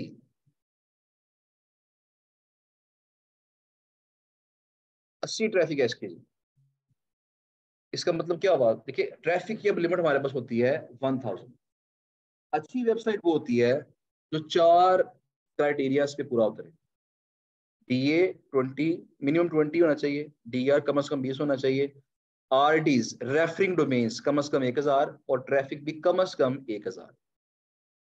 दो टेस्ट पास कर लिए इसने, दो टेस्ट में फेल होगी ये साइट। क्या करें, इसको अप्रोच करें कि छोड़ दें? ट्रैफिक कम है तो ज्यादा मेरा दिल यही कर रहा है इसको छोड़ दें, लेकिन एक फैक्टर ऐसा है जिसकी बेस पे शायद मैं इसको कंसिडर कर लूं। वो फैक्टर इसका है, वो फैक्टर इसका होगा, दो चीजें होंगी। फैक्टर इसका होगा हमारे पास इसका डीए। डीए 50 है, 50 डी अच्छा खासा होता है। इसलिए क्लाइंट अक्सर से क्लाइंट क्या कहते करते हैं, वो कहते हैं ट्रैफिक बड़ी अच्छी होनी चाहिए, डीए जाए बाढ़ में, मैं हमें कोई परवाह नहीं उसकी। उस क्लाइंट से चाहते हैं डीए अच्छा होना चाहिए, ट्रैफिक में कोई परवाह नहीं है। तो ये साइड ऐसे क्लाइंट्स को सूट कर सकती है जो सिर्फ किसको फोकस कर रहे हैं, डीए। और नंबर 2, एक चीज और, वो क्या है, एक चीज याद रखिएगा, जो एरर्स है ये कभी भी आपको असल ट्रैफिक नहीं बताता। बहुत कम होता है ये एक्चुअल ट्रैफिक बताया। एरर्स की ये एक खराबी है, इसका एक खामी इसकी है कि ये नॉर्मली मैक्सिमम केसेस के अंदर असल से थोड़ी सी कम ट्रैफिक बताता है। अगर ये ट्रैफिक 80 शो कर रहा है ना, तो असल में ट्रैफिक 200, 300, 400 होगी ऑलमोस्ट। तो 200, 300 कह लें कि बहुत अच्छी तो नहीं है, हमारे म्यार से कम है, लेकिन फिर भी चूंकि डीए बड़ा अच्छा था, वो चीज हमें याद करवा रही है डीए अच्छा है इसका। तो कहीं ना कहीं इस क्लाइंट को साइट पसंद आ सकती है। और अगर ऐसा हो, हम इससे रब्ता कर लें और ये साइट हमें $5 में, $10 में, $15 में मिल जाए, तो लो प्राइस में हमें एक मुनासिब साइट मिल जाएगी जिसका डीए मुनासिब। तो अगर तो लो प्राइस में हमारी डील हो जाए इसके साथ, तो इसका मतलब ये है कि ये कहीं ना कहीं इस्तेमाल हो सकती है। लेकिन अगर ये बंदा कह लेते मैंने 100 से कम करना ही नहीं है, तो फिर ऐसी साइट बड़ा मुश्किल होगा कि कहीं हमारी सेल हो सके। ठीक है जी। तो ये फिर डिपेंड करेगा हमने बार्गेनिंग कैसे करनी है, वो बार्गेनिंग कैसे करनी है या राब्ता कैसे करना है, वो इंशाल्लाह उस पर लेक्चर हमारा होगा, उस पर डिटेल से बात करेंगे। फिलहाल मैंने आपको 4 क्राइटेरिया बता दिए, याद रहेंगे ना? जरा रिपीट करवा देंगे, डीए का मतलब कितना होना चाहिए, डीआर कितना होना चाहिए, आर डीज कितने होने चाहिए, कम से कम 1000, और ट्रैफिक कितनी होनी चाहिए कम से कम। ओके, अच्छा एक चीज जरा और देख लें, यानी कि सैलाब नीचे आ रहा है। कई बार मैंने देखा है बड़ी बड़ी अच्छी साइटें होती हैं, 1 लाख ट्रैफिक है, क्लाइंट रिजेक्ट कर देता है। इस बेस पे, ग्राफ की बेस पे, क्यों देखें, देखिए इसकी ट्रैफिक इसी जमाने में ऑलमोस्ट 650 थी, लेकिन नीचे का 604 थी। ये देखें नीचे कहाँ गिर गई, यहाँ पे गिर गई, 151 विजिट्स। अब भी थोड़ी ऊपर जा रही है। अगर तो किसी वेबसाइट की ट्रैफिक का ग्राफ ग्राफ शार्पली नीचे आ रहा हो, इसका मतलब ये है कि उसमें कोई खराबी आई है, और जिसमें खराबी आई है, जिसको कोई बीमारी लग गई है इस वेबसाइट को, उस पर गैस पोस्ट लगवाना कोई पसंद नहीं करें। मेरी बात समझ रहे हैं? अगर तो हल्का ग्राफ देखते हैं कि ग्राफ ऐसा नीचे जा रहा हो फिर ऊपर जा रहा है, ऐसे फ्लक्चुएशन आ रही हो, फिर ठीक है। लेकिन जब यहाँ पे बहुत स्टीप ग्राफ हो, इस तरह बिल्कुल शार्प नीचे आ रहा हो, तो ऐसी सूरत ये किस बात की इंडिकेशन है कि इसे कोई ना कोई बीमारी लगी है, इसलिए इसका ग्राफ जो है वो नीचे आ रहा है। तो बास का ट्रैफिक बड़ी अच्छी होती है, लेकिन क्लाइंट इसको देख के वो उसे रिजेक्ट कर देता है, क्योंकि अगर इसकी ट्रैफिक इतनी जल्दी गिर रही है तो क्या पता अगले दिन में कुछ और गिर जाए, मैं पैसे अभी खर्च कर लूँ लेकिन बाद में मुझे फायदा ना हो, वो उसको रिजेक्ट कर देता है। ग्राफ भी बास का इंपॉर्टेंट होता है। उसके बाद हमारे पास जो अगली चीज इंपॉर्टेंट है वो है जी टॉप कंट्रीज। 80 ट्रैफिक आ रही है, 80 ट्रैफिक में से 97% ट्रैफिक कहां से है? पाकिस्तान से। अब देखिए क्लाइंट अगर यूएसए का है, उसने अपनी प्रोडक्ट सेल करनी है यूएसए में, इस वेबसाइट पर ट्रैफिक आ रही है पाकिस्तान से, तो क्या ये साइट सूटेबल होगी उसके लिए? क्योंकि जिस कंट्री में उसकी मार्केट है, वो क्या चाह रहा होगा कि उसी कंट्री की ट्रैफिक। इसलिए बाज का क्लाइंट्स की रिक्वायरमेंट क्या होती है कि हमें यूके की ट्रैफिक चाहिए, हमें यूएस की ट्रैफिक चाहिए, हमें ऑस्ट्रेलियन ट्रैफिक चाहिए। तो बाज का ट्रैफिक कंट्री होता है, वो भी क्लाइंट उस पर जोर दे रहा होता है, तो हमें इस तरीके से यहाँ से ट्रैफिक कंट्री भी चेक कर सकते हैं। अच्छा, इसके अलावा एक चीज और देख लें, मैंने कल जो बताई थी आपको, ये मैंने भी पेज आपको ओपन किया था आपके सामने। इस पे बैकलिंक्स है, देखें 1.2 के बैकलिंक्स से लेके देखें डू फॉलो कितने हैं इसमें से? 74%। यानी मैं जो कल बात करी थी आपसे कि 100% डू फॉलो नहीं होते हैं, कुछ डू फॉलो होते हैं, कुछ नो फॉलो, ताकि मिक्सर हो और गूगल को इस पे हमारी साइड पे डाउट ना हो। तो यहाँ से हम चेक कर सकते हैं कि किस वेबसाइट के कितने लिंक्स डू फॉलो हैं, कितने परसेंट लिंक जो है वो नो फॉलो। ठीक है, ये सारे क्राइटेरिया हमने जब सेट कर लिए हैं, तो अगर कोई वेबसाइट इसको पास कर जाए, चलिए जब उसको कोई वेबसाइट पास कर जाए, मोबाइल रिकॉर्डिंग साइड पे लगा दिया करें। तो अगर कोई वेबसाइट 4 टेस्ट पास कर ले, तो उसका मतलब ये है कि वो कामयाब होगी, उस लिस्ट में डाल लें। लेकिन हमारा जो पैटर्न होता है ना जो काम करने का, वो क्या होता है, जरा सा समझ लें। ठीक है ना, जो फ्लो होता है वो क्या होता है? आपने गूगल पर सर्च किया साइट नोट को, दो पैटर्न है। आप गूगल पर सर्च करें, ये साइट का डीएच है, कॉपी करें और अपनी शीट में डाल लें। शीट कैसे बनानी है और किस फॉर्मेट में बनानी है मैं दिखाता हूँ अभी। आप इसे कॉपी किया, अपनी शीट में डाल दिया, नेक्स्ट साइट पसंद आ गई, डीए की बेस पे शीट में डाल दी। तो डीए की बेस पे साइट इकट्ठी करते जाए, एक दफा 50 60 70 साइट इकट्ठी कर लें। फिर उनको बारी बारी कहाँ चेक कर लें? AHRE। जो चीज वो टेस्ट पास करे उसको रख ले, जो ना पास करे उसको वहां से डिलीट कर। एक तो ये पैटर्न हो सकता है। दूसरा पैटर्न, क्योंकि जब ये पैटर्न हम यूज इस्तेमाल करते हैं तब ये फ्री टूल नहीं था AHRE पर, जो अब हमारे पास है। अब अगला पैटर्न क्या है कि आप एक साइट खोल लें, इसको यहाँ पे DHR लग गया, कॉपी करें, इसी वक्त इसको चेक कर लें, किस पे? AHREF पे चेक कर लें। अगर तो पूरा उतर रही है अपनी लिस्ट में डाल लें, नहीं पूरा उतर रही ना डालें। सेकंड पैटर्न ये है, यानी हमने लिस्ट में सिर्फ वही साइटें रखनी है जो हमारे म्यार पे पूरा उतरेंगे। अब वो लिस्ट हमने कैसे बनानी है और किस पैटर्न में बनानी है, जरा उसकी तरफ आते हैं, और फिर हमारी बात ऑलमोस्ट ये लास्ट बात होगी, इंशाल्लाह खत्म कर देंगे, लास्ट या सेकंड लास्ट बात होगी। अच्छा जी, तो आपने क्या करना है जी, सबसे पहले आपने क्लिक करना है, आपने खोलना है गूगल ड्राइव। गूगल ड्राइव के जरिए जब भी आप गूगल पे जीमेल अकाउंट बनाते हैं, जीमेल पे अकाउंट बनाते हैं, तो आपको फ्री में 15 GB डाटा स्टोर करने की जगह मिलती है। जिस तरह आपके लैपटॉप के अंदर आपके कंप्यूटर के अंदर स्पेस होती है ना, इतने जीबी की हार्ड डिस्क है, इतने जीबी का कार्ड लगा हुआ मोबाइल के अंदर, इस तरह ये भी आपको 15 GB स्टोरेज मिलती है, जहां पे डाटा अपना स्टोर कर सकते हैं ऑनलाइन, और जहां मर्जी बैठ के उसको एक्सेस भी कर सकते हैं। तो अगर गूगल पे जब सर्च कर रहे होते हैं वहां जाएंगे ना, तो यहाँ पे ये 6 9 डॉट्स बने हुए हैं, इन पे क्लिक करना आपने, और यहाँ पे जब क्लिक करेंगे ना यहाँ पे ड्राइव पे, तो आपकी गूगल ड्राइव खुल जाएगी। यहाँ आपने आगे क्लिक करना है, राइट क्लिक करेंगे यहाँ पे, और यहाँ ऑप्शन आ रही है न्यू फोल्डर की। एक नया फोल्डर बनाया जिसका नाम क्या रख लिया हमने? वेंडर्स। ठीक है जी, मैंने ये फोल्डर बनाया हुआ है और इसके अंदर मैंने वेंडर से मुतल्लिक मैंने साइटें सेव की हुई है। अब यहाँ देखें कि मैंने अगर शीट यहाँ बनानी है, कैसे बनाऊंगा? राइट क्लिक करूंगा और यहाँ पे क्लिक कर दूंगा गूगल शीट्स को। इस पर क्लिक करूंगा तो ये हमारी शीट बन जाएगी। ये ड्राइव के अंदर वेंडर के फोल्डर के अंदर एक शीट बन गई। ये शीट एक स्प्रेड शीट है, इसके अंदर कॉलम्स हैं और जिसके अंदर यहाँ पे ये रोज हैं, ये रोज हैं, ये जो हॉरिजॉन्टल है, और जो वर्टिकल है ये हमारे पास कॉलम्स हैं। आपने इसको अपने नाम, अपने लिहाज से कुछ नाम देने हैं। वो नाम कैसे देने हैं, मैंने एक सैंपल शीट बनाई हुई है आपके लिए।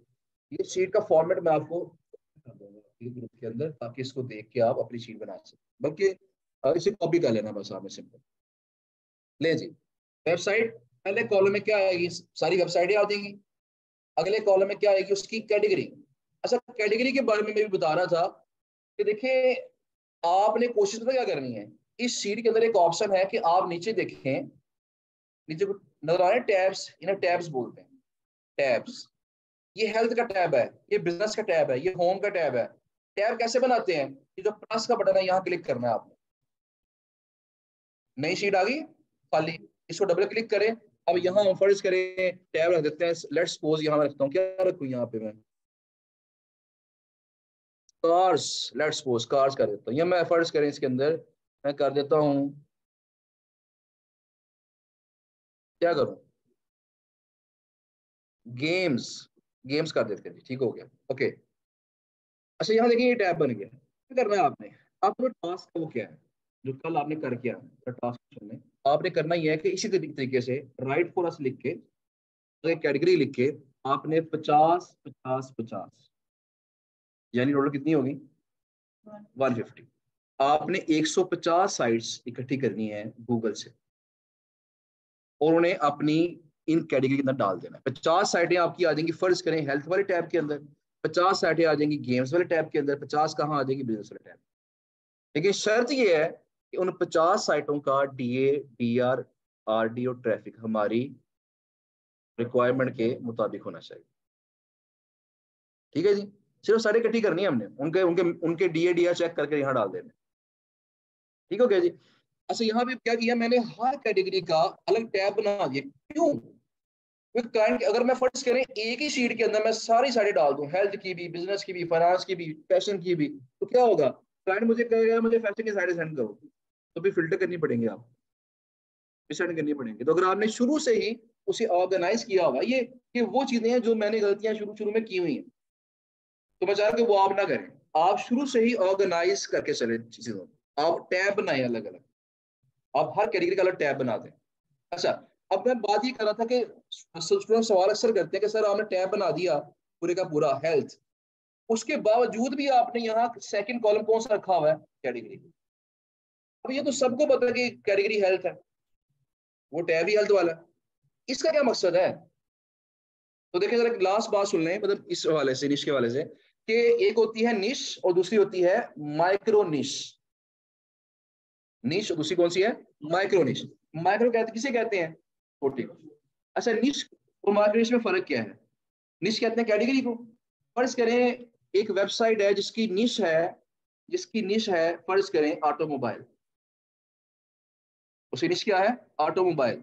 अब ऑटोमोबाइल के अंदर क्या चीजें आती हैं, कार्स, बाइक्स, ट्रैक्टर, ट्रॉलर्स, ऐसी है, बसें वगैरह भी आती है उसके अंदर। इसका मतलब क्या हुआ कि जो ऑटोमोबाइल था वो एक मेन निश है, उसके अंदर जो छोटी निशेज है वो कौन सी हैं, वो कार्स है, बाइक्स हैं, ट्रक हैं, ट्रॉलर्स हैं, बसें हैं। तो ये क्या कहलाएंगी, ये माइक्रो निशेज। अब होता क्या है, कुछ साइटें ऐसी होती हैं जो सिर्फ और सिर्फ होती कार्स के ऊपर है, तो उसमें उस ऐसे केस में क्या होगा, टैब का नाम होगा ऑटोमोबाइल, और कैटेगरी अंदर क्या आएगा, कार्स। कि मेन कैटेगरी, बड़ी कैटेगरी कौन सी है, ऑटोमोबाइल, और उसकी छोटी कैटेगरी कौन सी है, कार्स। ये जो माइक्रो निशेज है ना मैं बता रहा हूँ जो, भी ये बड़ी इंपॉर्टेंट है। हम से कह लें कि जितने भी लोग गेस्ट पोस्टिंग कर रहे हैं ना, कि मैक्सिमम लोग निशेज पे काम करते हैं, माइक्रो निश पे काम नहीं करते। लेकिन कुछ लोग ऐसे हैं जो सिर्फ काम करते हैं माइक्रो निशेज के ऊपर। एक हमारा जानने वाला है, तो उसने सिर्फ कार से मुतल्लिक साइटें आउटरीच की हुई है, सिर्फ कार्स, ना हेल्थ, ना फैशन, ना ब्यूटी, कुछ भी नहीं, सिर्फ कार से मुतल्लिक एक एक मार्केट निश पकड़ी है उसने सिर्फ। और वो लिंक्डइन पे क्लाइंट ढूंढता है, क्योंकि जितनी नैरो निश हो जाएगी ना, जितनी निश नैरो हो जाएगी, माइक्रो हो जाएगी, उतना ही क्या होगा, उसको ढूंढना, उसकी साइड ढूंढना मुश्किल हो जाएगा।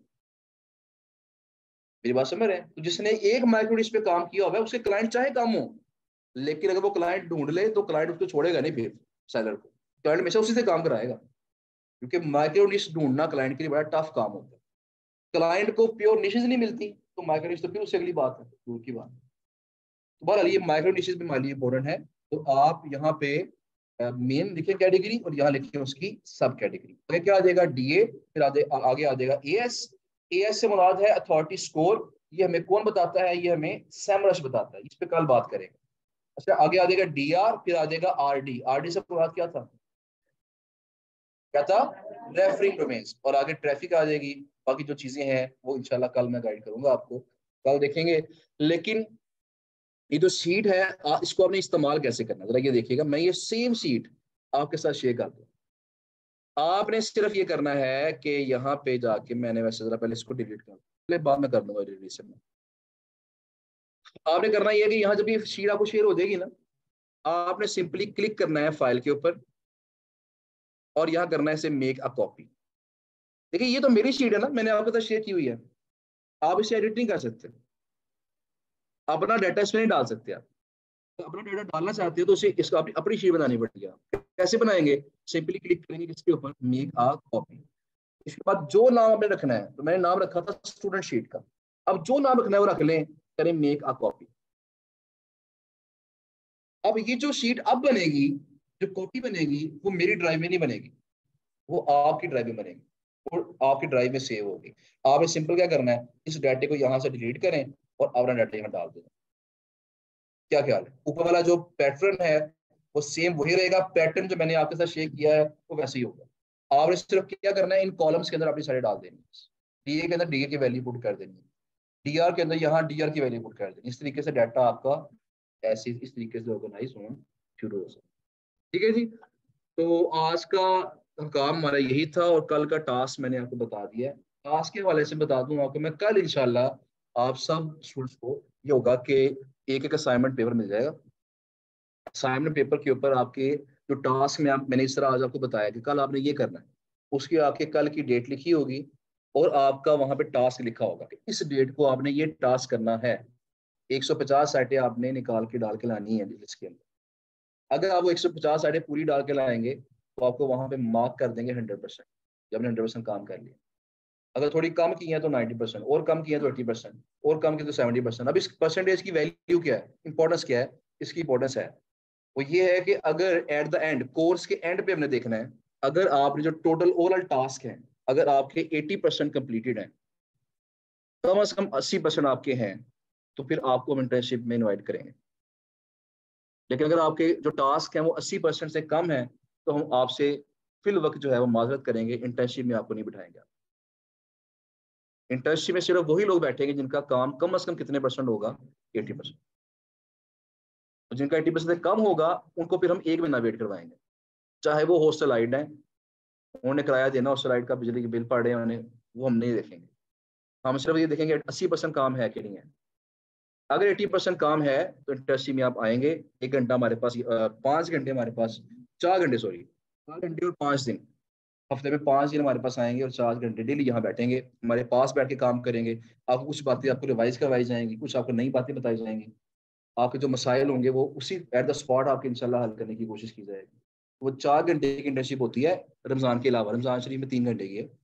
तो 4 घंटे आपने डेली आना होगा हमारे पास, उससे आप इंशाल्लाह आपकी जो प्रोग्रेस है वो काफी बेहतर हो सकती है। लेकिन इंटर्नशिप सिर्फ वही लोग करेंगे जिनका काम 80% हो।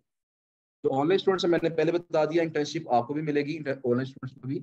लेकिन फर्क सिर्फ ये है कि आपने घर बैठ के काम करना है, इंस्ट्रक्शंस आपको लाइव मिलती रहेंगी, काम घर बैठ के करना है। अगर ऑनलाइन स्टूडेंट्स में से कुछ लोग चाहते हैं, उनका माइंड बन जाता है कि हमने यहाँ पे कैंपस में आके प्रैक्टिस करनी है, इंटर्नशिप करनी है, तो डेफिनेटली आपको फिर जो डिफरेंस है ऑनलाइन ऑफलाइन फीस का डिफरेंस कितना है? 8,000। तो वो आपको डिफरेंस पे करना पड़ेगा। वो 8,000 हमें पे करेंगे आप, तो ऑनलाइन वाले स्टूडेंट्स भी यहाँ आके हमारे पास इंटर्नशिप कर सकते हैं। लेकिन क्राइटेरिया वही है कि कम से कम काम आपका कितना होना चाहिए? 80%। ठीक है जी। तो जी अब ऐसा करते हैं कि पहले मैं सबसे पहले जो ऑनलाइन वाले स्टूडेंट्स हैं उनके सवाल पहले मैं लूंगा, फिर मैं आपके सवाल की तरफ। अच्छा जी, जो न्यू स्टूडेंट्स हैं, क्लास मिस हुई है, उनको आज का लेक्चर मिल जाएगा इंशाल्लाह, कल का लेक्चर भी मिल जाएगा इंशाल्लाह। ऑनलाइन स्टूडेंट्स को भी इंटर्नशिप का मौका देंगे कि नहीं देंगे, मैंने आपको बता दिया जी। कल का टास्क मैंने बता दिया है। मेरी क्लास मिस हुई है आज और कल की, तो सर रिकॉर्डिंग मिल जाएगी, बिल्कुल मिलेगी इंशाल्लाह। How can we send our sheet to our clients? वैसे ये बात कल की है, कल के लेक्चर की बात है, लेकिन देख लें, यहाँ शेयर का बटन बना हुआ है, आपने शेयर के बटन पे क्लिक करना है और इसके बाद आपने यहाँ पे रिस्ट्रिक्टेड जो है इसको आपने क्लिक करके कर देना है any one with the link. ये सिलेक्ट करेंगे ऑप्शन, लिंक को कॉपी करेंगे और डन करके ये लिंक सेंड कर देंगे। जिसको ये लिंक सेंड करेंगे उसको ये शीट शो हो जाएगी। लेकिन एक काम आपने लाजमी करना है कि देखिए, हम जो शीट तैयार कर रहे हैं ना, जो हम शीट तैयार कर रहे हैं, इसके अंदर जो ऑप्शंस हैं आगे चल के, इसके अंदर देखें, इसके अंदर प्राइसेस भी हैं जो हमारी डील हुई हुई है, और आगे कॉन्टेक्स्ट भी है।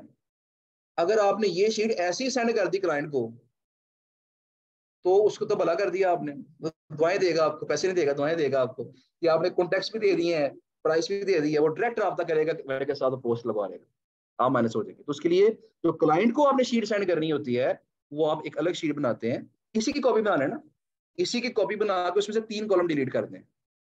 ये प्राइस वाला कॉलम, 4 कॉलम जो ये वाले, ये price, link section price, CBD post price और कॉन्टैक्ट, ये 4 कॉलम डिलीट कर दे, बाकी की शीट से शेयर कर दें।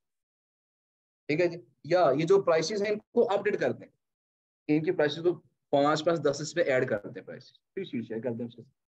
क्या क्या, ठीक है जी। तो इस तरीके से आप शीट शेयर करेंगे, लेकिन कॉलम डिलीट करें, कल इस पे मजीद बात करेंगे। शेयर पे क्लिक करना है,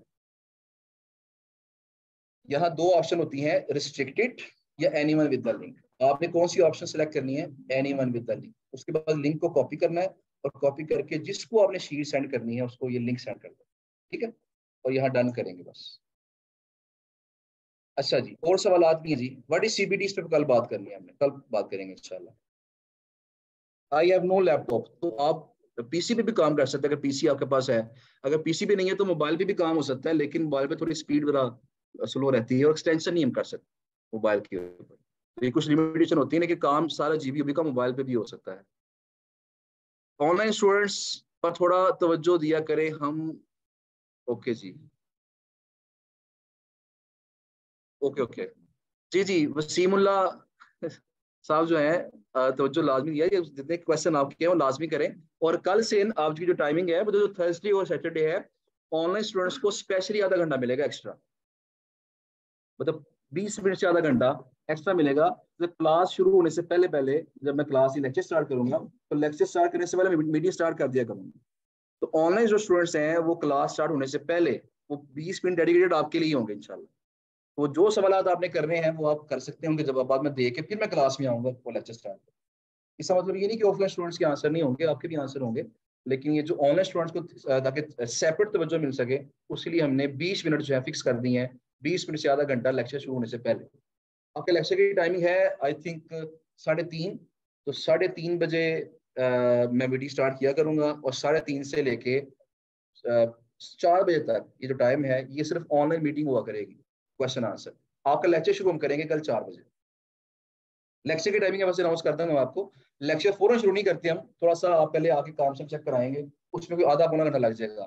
तो लेक्चर शुरू में थोड़ा टाइम होता है, जो वो टाइम होता होगा उसके अंदर हम ऑनलाइन वाले जो स्टूडेंट्स हैं उनके क्वेश्चन ये ताकि उनको तमाम जवाब मिल सकें। सीबीडी का मैंने कल बताना है। How to make the tabs of categories, can we please explain it again? जी बिल्कुल, दोबारा बता सकते हैं आपको जी। तो देखिए, इसमें अंदर आपने सिंपल प्लस पे क्लिक करना है, प्लस पे क्लिक करना है, और ये आपका देखिए शीट नहीं बन गई है, शीट 11 पहले मौजूद है। आप डबल क्लिक करना है, जो आप नाम देना चाहते हैं वो नाम दें, और उसके बाद आपने क्या करना है, देखिए ये हेल्थ है ना, ये पूरी पहली पूरी रो सेलेक्ट करें, इसे कॉपी करें और नई शीट के अंदर आके पहली रो को सिलेक्ट करें और कंट्रोल दबा के वी दबाएं। देखें वो सारा पैटर्न वहां कॉपी पेस्ट हो गया। अब पहले टैब के अंदर आपने हेल्थ की सारी डाली थी, अब इस टैब में क्या करेंगे, आप कोई और सारे डाल दें, ये नई टैब बन गया। प्लस पे क्लिक करना है, उसका नाम चेंज करना है, पहली रो को आपने कॉपी पेस्ट करना है किसी पुरानी टैब में से, और उसके बाद साइटें यहाँ सारी आपने ऐड कर देनी, डेटा सारा ऐड करना। अच्छा जी, एरर्स, तो एरर टूल कैसे बाय करेंगे? नासिर खान साहब ये टूल प्रोवाइड करते हैं, उनका कॉन्टैक्ट इंशाल्लाह ग्रुप के अंदर शेयर कर दिया जाएगा। ये थोड़ा एक्सपेंसिव होता है, फिलहाल कोशिश करें कि फ्री टूल से गुजारा करें। अच्छा जी, sorry if it seems a lame question, would we be taught to hunt clients in detail? देखिए मैंने कल भी जिक्र किया था कि 3 लेक्चर हमारे वेंडर्स पे हैं और बाकी सारे क्लाइंट्स पे। तो हमने क्लाइंट्स ढूंढना तो सीखना है, ठीक है जी, लेकिन उससे पहले वेंडर्स वाले मामले हमें होने चाहिए। वेंडर का लेक्चर आज मैंने करवाया आपको, एक्चुअली मैंने पूरा लेक्चर ही करवाया, अभी कुछ बातें इसकी रहती हैं। तो कल का लेक्चर वेंडर पे होगा, मे भी हमें एक लेक्चर और एक्स्ट्रा वेंडर्स पे करना पड़े, शायद 4 लेक्चर हो जाए वेंडर्स के, बाकी 8 लेक्चर जो हैं वो क्लाइंट्स के होंगे इंशाल्लाह। अच्छा जी, secondly if everyone is making same sheet. अच्छा ये सेम शीट वाला क्वेश्चन का आंसर मैं कल करूंगा, मुझे कल लाजमी याद करवाइएगा। मैंने कल के लेक्चर में चीज बतानी है वैसे भी, कि आप अपनी शीट को डिफरेंट कैसे कर सकते हैं। ठीक है ना, अगर सब लोग राइट फॉर अस लिख के सर्च करें, सबके सामने क्या आ गई? सेम साइड है, सब सेम साइडों को मेल करेंगे, तो इससे कई मिसाइल पैदा होते हैं। इस पे कल बात करनी है मैंने इंशाल्लाह।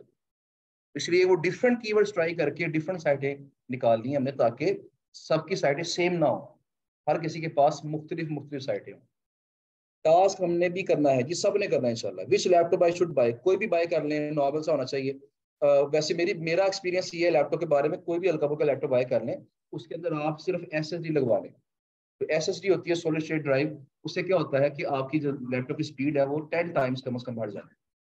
तो मेरे पास जब मैंने काम शुरू किया था ना, मेरे पास होता था शिवासी वाला लैपटॉप, जो मुझे यूनिवर्सिटी के आखिरी साल में मिला था इंजीनियरिंग के दौरान। तो सेकंड लास्ट ईयर था मेरा, आई थिंक लास्ट ईयर था शायद। तो मेरे पास वही लैपटॉप था, मैंने कोई बाय नहीं था किया, तो मैंने उसको यूज करना शुरू किया, तो वो बड़ा तंग करता था। तो सिर्फ मैंने फीस सेंटर जाके उसमें एक एसएसडी लगवाई, फिर मैंने ऑलमोस्ट डेढ़ साल उस पर काम किया। ठीक है ना, तो आप किसी भी हल्के फुल्के लैपटॉप पे काम कर सकते हैं, और लैपटॉप वैसे अच्छा था, अभी तक चल रहा है माशाल्लाह। अच्छा 11 साल उसे आई थिंक हो गए, 11 12 साल हो गए। All students from Pakistan, traffic कितनी होनी चाहिए? कम से कम एक होनी चाहिए। मुझे अभी तक ग्रुप में ज्वाइन नहीं किया गया, मुझे रिकॉर्डिंग लेक्चर्स कैसे मिलेंगे और रिकॉर्डिंग लेक्चर्स कैसे निकलते हैं? रिकॉर्डिंग्स यूट्यूब पर लिंक मिलेगा आपको जी, उस यूट्यूब की प्ले लिस्ट है, बस आपने उस प्ले लिस्ट को देखना है, तमाम लेक्चर डेली उसी पे आया करेंगे इंशाल्लाह। वो ग्रुप में इंशाल्लाह भी ऐड कर देंगे आपको। Repeat tomorrow's task once again, आपने कम से कम 3 कैटेगरीज की 50 50 50 साइटें आपने इकट्ठी करनी है। इकट्ठी करके ऐसी साइटें होनी चाहिए जिनका डीए डीआर ट्रैफिक हमारी रिक्वायरमेंट के मुताबिक हो। अच्छा मोस्ट अकाउंट नहीं बनना, ये बात हमारी रह गई, मैं जरा शॉर्टली बताता हूँ 2 मिनट के अंदर, जरा मैं ये 2 3 क्वेश्चन जरा और आंसर कर लूँ। Can we please repeat the task? मैंने कर दिया। फेसबुक ग्रुप में आपने शीट की डिटेल दे सकते हैं, बिल्कुल दे सकते हैं। एरर ट्रैफिक चेकर फ्री है? एरर नहीं है जी, एरर्स है, एरर ट्रैफिक नहीं है। ओके, टूल्स खुद बाय करने हैं हमें जी, बिल्कुल आपने खुद बाय करने हैं, लेकिन मैंने आपसे कहा जितना भी काम हमारा जीपीओ से मुतालिक है, ये फ्री टूल से हो सकता है। जो प्रॉपर एसईओ वाला काम है वहां हमें शायद टूल्स बाय करने पड़ेंगे, वो भी हो जाता है, लेकिन वहां पे अगर हम ज्यादा एडवांस काम करना चाहते हैं, फिर वहां हमें थोड़े से बाय करने पड़ते हैं। फिलहाल आपका काम हो जाएगा। ए स्टैंड फॉर अथॉरिटी स्कोर, इस पे कल बात हमारी होनी है अभी इंशाल्लाह। जी आखिर इतना काफी है, मैंने पहले कह दिया जी। Assignment question, okay, will we provide paid tool success? No, पहले प्रोवाइड हम किया करते थे, लेकिन अब जरा सख्ती होगी मामलात में। अब कुछ उन्होंने टूल्स उन्होंने सख्ती कर दी, हम शेयर नहीं कर सकते। ओके जी, मेरे ख्याल मैक्सिमम क्वेश्चन के आंसर हो गए हैं जी। टैब ऐड कर सकते हैं आप, लैपटॉप मैंने बता दिया कौन सा बाय करना है, बाकी क्वेश्चन का आंसर भी हो गया है। ओके जी, आखिरी बात जरा सुन लें जी। वो थी जी कि अगर फर्ज करें आपकी एक्सटेंशन भी नहीं चलती, मोज पे अकाउंट भी नहीं बनता, तो फिर हम क्या करें? फिर हमने हाथ पे हाथ रख के नहीं बैठना, फिर हमने ऐसा करना है कि गूगल से साइटें जो आई है ना, हमें डीए नहीं पता उनका, वैसे ही आप पहली 50 साइटें पकड़ के शीट में डाल दें। 50 के लिए स्टार्ट कर ले, चलो क्या याद करेंगे, स्टार्ट कर लें, ठीक है। आपने 60 साइडें जो है ना वो डाल लेनी है आपने फर्स्ट कॉलम के अंदर। उसके बाद आपने सिंपली यहाँ पे ये 10 साइटें कॉपी करनी है। 10 साइटें कॉपी करके से आपने गूगल पे जाना है, और यहाँ पे हमने लिखना है bulk DA checker. Bulk bulk का मतलब ज्यादा मिकदार के अंदर, इकट्ठा। तो बल्क डीए चेकर जब ये लिखेंगे ना आप, तो आपके पास इतनी सारी ऑप्शन आ जाएंगी जहां पे आप फ्री में डीए चेक कर सकते हैं, मसला कोई नहीं। जो मैं खुद ट्राई कर चुका हूँ वो 3 इसके अंदर हैं वेबसाइटें। एक तो हमारे पास है जी प्री पोस्ट एसईओ, दूसरा है जी ये वाला स्मॉल SEO टूल, इनके लिंक्स आपको शेयर कर दिए जाएंगे इंशाल्लाह, ठीक है ना। आप खुद भी किसी और को भी ट्राई कर सकते हैं, ये तो मैं बता रहा हूँ जो मैंने ट्राई किए हुए हैं, ठीक है जी। उसके बाद यहाँ पे देखें स्मॉल SEO टूल्स, मैं जरा ओपन करता हूँ। इसे मैंने ओपन किया, यहाँ पे आप 10 साइटें इकट्ठी चेक कर सकते हैं। कहता है enter up to 10 URLs, control दबा के भी दबाएं, करें चेक अथॉरिटी। चलो भाई,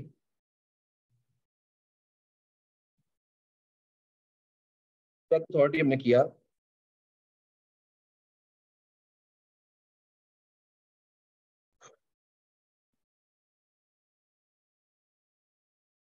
आई थिंक नेट थोड़ा स्लो है।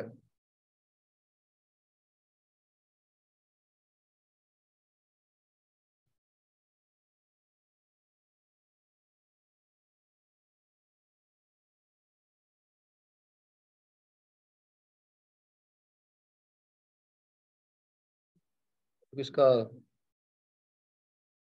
इशू तो नहीं है इसका वैसे। बहरहाल आपने करना ये है जी कि आपने सिंपल यहाँ पे जब ऐड करना है ना 10 साइटें, चेक अथॉरिटी करेंगे तो सबकी अथॉरिटी बता देगा आपको, सबका DA भी बता देगा इकट्ठे एक ही दफा में। तो अगर आपने 50 साइटें ऐड की हुई हैं तो 10-10 करके आप चेक कर ले, उनका DA नोट कर ले शीट के, ठीक हो गया। तो अगर मोज बार नहीं चलती, मोज अकाउंट नहीं बनता, तो आपके पास ये ऑल्टरनेट सॉल्यूशंस हैं, आप इससे करके अपने DA पुट कर सकते हैं जी। सबसे बेस्ट तो मोज बार है, मैं रिकमेंड वही करूंगा मोज बार। लेकिन मसला ये होता है कि मोज की वेबसाइट अक्सर बिजी होती है, अक्सर उनके अकाउंट बनते नहीं है, लोग ट्राई कर रहे होते हैं, अक्सर अकाउंट नहीं बन पाता वहां पे। अच्छा, एक चीज और है कि हमारे जो स्टूडेंट्स हैं वही, उन्हीं से मुझे बात पता चली कि एक दफा ऐसा था कि अकाउंट नहीं बनना था, लेकिन कुछ लोगों ने रात को लेट नाइट ट्राई किया तो अकाउंट बन गया। तो बास का ये भी होता है कि बास का उनकी साइट बिजी होती है, काफी ज्यादा लोड होता है, तो वो एरर दे रही होती है, अकाउंट नहीं बन पाता। तो अकाउंट अगर बन जाएगा तो बड़ी अच्छी बात है, मामला काफी आसान हो जाएगा आपका। अगर अगर नहीं बन पाता फिर आप ये तरीका इस्तेमाल करें, आपने काम रोकना नहीं है, रिजल्ट सेम होंगे। इन्होंने पीछे मोज ही लगाया हुआ है, मोज वाले आपको एक API देते हैं ना, उस API को, API शायद आपको आइडिया होगा, API लगा के आप मोज से ही डाटा ले रहे होते हैं, ये डाटा मोज से ही आ रहा है इनका, तो वैल्यू ठीक होंगी इनकी, इतना इशू नहीं। ठीक है जी। बाकी इंशाल्लाह फिर कल के लेक्चर में देखेंगे। 20,000 पे कर दिया है बट ईद के बाद आऊंगा, गाइड प्लीज। अच्छा जी, ईद के बाद सर एक चीज मैं और बता दूं आपको कि जो स्टूडेंट्स अभी मौजूद है वैसे तो लेक्चर ले रहे हैं, क्योंकि बहुत ज्यादा स्टूडेंट्स इस पैकेज को देख के जो है ना वो अट्रैक्ट हो रहे थे और कहते हैं कि हमने इसी बैच में कोर्स करना है, क्योंकि स्पेस हमारे पास तो लिमिटेड है, आप देख ही रहे हैं यहाँ पे। तो इसलिए फिर हमने अब ये अनाउंस किया था कि जो लोग रमजान शरीफ में फीस पे करते हैं ना, तो एक बैच हम शुरू करेंगे ईद के बाद। वो सिर्फ उन लोगों का होगा जिन्होंने फीस तो रमजान शरीफ में जमा करवा दिया है, लेकिन कोर्स वो ईद के बाद करना चाहते हैं। तो इसी फीस के अंदर आपको दोनों कोर्सेज इंशाल्लाह मिल जाएंगे, GB और BB। और तो आपके कोई दोस्त अगर अजीज कोई भी अगर कोई करना चाहते हैं दोस्तों, उनको बता सकते हैं कि क्योंकि अगर रमजान शरीफ में आप फीस जमा करवा देंगे ईद से पहले पहले, तो फिर ये ऑफर है, ईद के बाद फिर ये ऑफर खत्म हो जाएगी, फिर दोनों कोर्सेज अलग अलग हैं, उसकी फीस अलग होगी, इसकी फीस अलग। ठीक है जी। जी बहुत शुक्रिया आपका सर, थैंक यू। असाइनमेंट मैंने बता दिया जी आपको, 50 साइट है। Difference between backlinks and linking websites, I think मैंने काफी,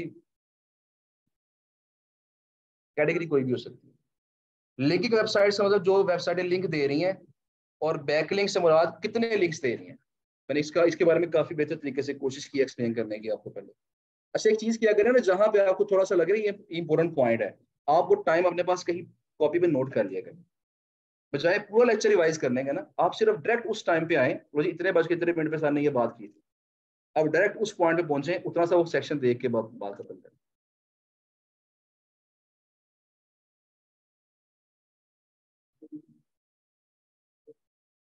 जी जी। अच्छा चलें, कल आप चाहे एक जैसी कर लें पहले, फिर अब डिफरेंट भी करवा देंगे आपको, ठीक है। लेकिन उसमें अगर आप फर्ज करें कल ही डिफरेंट करना चाहते हैं, छोटा सा एक हिंट मैंने आपको दे दिया था, आपने शायद वो पिक नहीं किया उसको। मैंने जो कहा था कि कीवर्ड चेंज करेंगे तो रिजल्ट चेंज हो जाएंगे, मैंने शुरू में कहा था आपसे, कीवर्ड चेंज करेंगे तो रिजल्ट चेंज होंगे। तो दैट मींस अगर आप कीवर्ड चेंज कर दें, राइट फॉर अस हेल्थ लिखा है, आप लिखते right for us health plus fitness, right for us health and beauty, health health and क्या कहते हैं, वेट लॉस, अगर आप कीवर्ड बदलेंगे ना, रिजल्ट्स क्या हो जाएंगे, वो चेंज हो जाएंगे। तो असल में वो मेरा इस सवाल का जवाब उसी बात के अंदर छुपा हुआ था, तो उसे आप खुद पिक आपने करना चाहिए, ठीक है ना। लेकिन ये है कि इस तरीके से आप चेंज कर सकते हैं उसको। अगर इसके अलावा भी तरीके और हैं, मैंने कल भी बताने हैं आपको, मुझे तो पहले जरा इसको प्रैक्टिस कर लें आप। इसके अलावा जो थोड़े से एडवांस तरीके हैं वो इंशाल्लाह कल के लेक्चर में शेयर करेंगे, ठीक है। जी जी। से काफी बड़ा सा सवाल है, क्योंकि 20 से above आपने कोशिश करनी है 85 तक। 85 से ऊपर वाले को छोड़ देना आपने। 85 से ऊपर वाली जो साइडें होती हैं वो प्रीमियम साइड्स होती हैं। उन साइटों के नाम पे अक्सर धोखे होते हैं। वो धोखे कैसे होते हैं, मैं अक्सर स्टोरी सुनाया करता हूँ, क्योंकि हमारे स्टूडेंट के साथ धोखे हो चुके हैं पहले भी, मना करने के बावजूद भी। तो वो धोखे कैसे होते हैं, मैं वो तरीका वारदात भी बताऊंगा आपको, और उससे बचना कैसे वो भी बताऊंगा आपको, ठीक है ना। वो इंशाल्लाह फेसबुक का जब लेक्चर होगा ना, वहाँ इंशाल्लाह आपके साथ स्टोरी शेयर करेंगे। तो फिलहाल मैक्सिमम लिमिट रखें आप 85, इससे ऊपर वाले को छोड़ दें, उनको आउटरीच ना करें, ठीक है जी। बाकी इसका भी क्वेश्चन आंसर कल कर लेंगे। जी जी, यूट्यूब पे अवेलेबल होंगी, लेकिन प्राइवेटली सिर्फ आप देख सकेंगे, कोई और नहीं देख सकेगा, जी जनाब। जी जी, हो सकता है आप शीट के अंदर ऑप्शन है, सॉर्ट कर सकते हैं उसको, मतलब एक दफा ऐड कर लें। जी जी।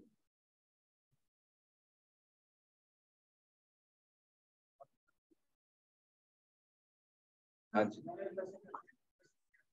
जी जी। जी फिल्टर कर सकते हैं, उसके आगे कॉलम बना लें एक।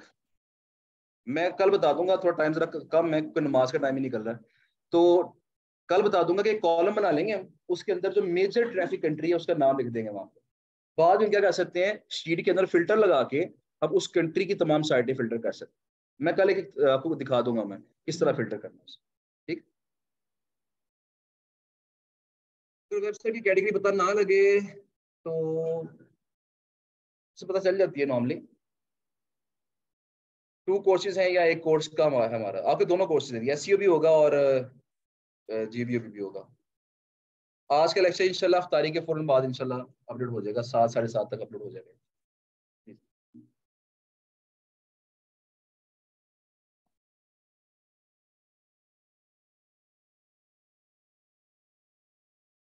हम्म। ऐसे मेरा ख्याल है एक्सटेंशन मेरे को इस्तेमाल करनी पड़ेगी इसके लिए, कोई अवेलेबल है कि नहीं चेक करना पड़ेगा मुझे। ये टाइम को मतलब आप थोड़ा सा और शॉर्ट करना चाह रही हैं काम को।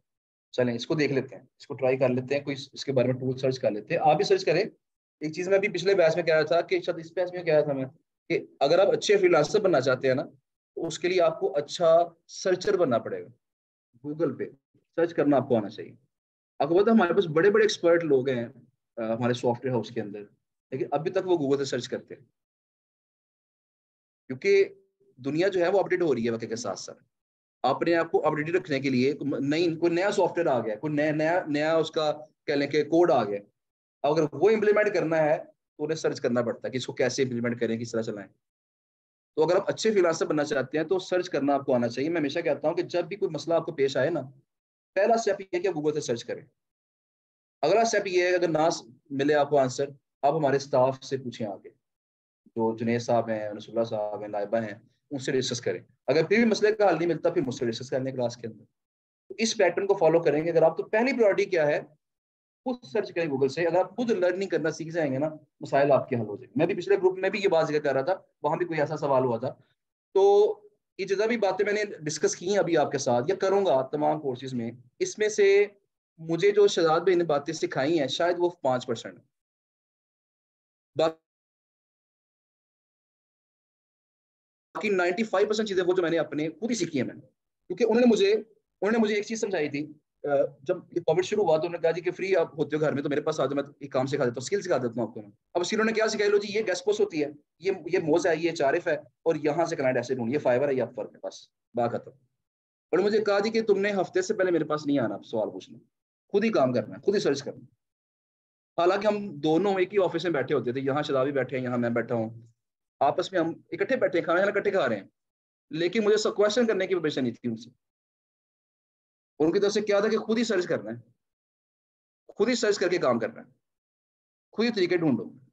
अब देखेंगे जितना भी नॉलेज मैं कोशिश करता हूँ, मैं तमाम चीजें ट्रांसफर करता हूँ, जितनी चीजें मुझे पता है, एक्सपीरियंस जितना जितना भी है, वो सारी चीजें जो है, मैक्सिमम चीजें जो है वो मैंने खुद ही लर्न की हैं, सर्च करके, ढूंढ ढूंढ के, एक्सपीरियंस करके। तो ये चीज इसके अंदर आ जाती है ना, वो फिर बंदा कामयाब हो जाता है। तो अच्छा, अगर आपने बनना है फ्रीलांसर तो आपको अच्छा सर्चर बनना पड़ेगा, सर्च करना आपको आना चाहिए, क्योंकि सर्च करना भी एक स्किल है। बल बातें बढ़ती जा रही हैं जी माजरत के साथ। तो मैं इंशाल्लाह कल बात करूंगा आपके साथ, कल इंशाल्लाह लेक्चर यहीं से कंटिन्यू करेंगे। थैंक यू सो मच जी, अल्लाह हाफिज।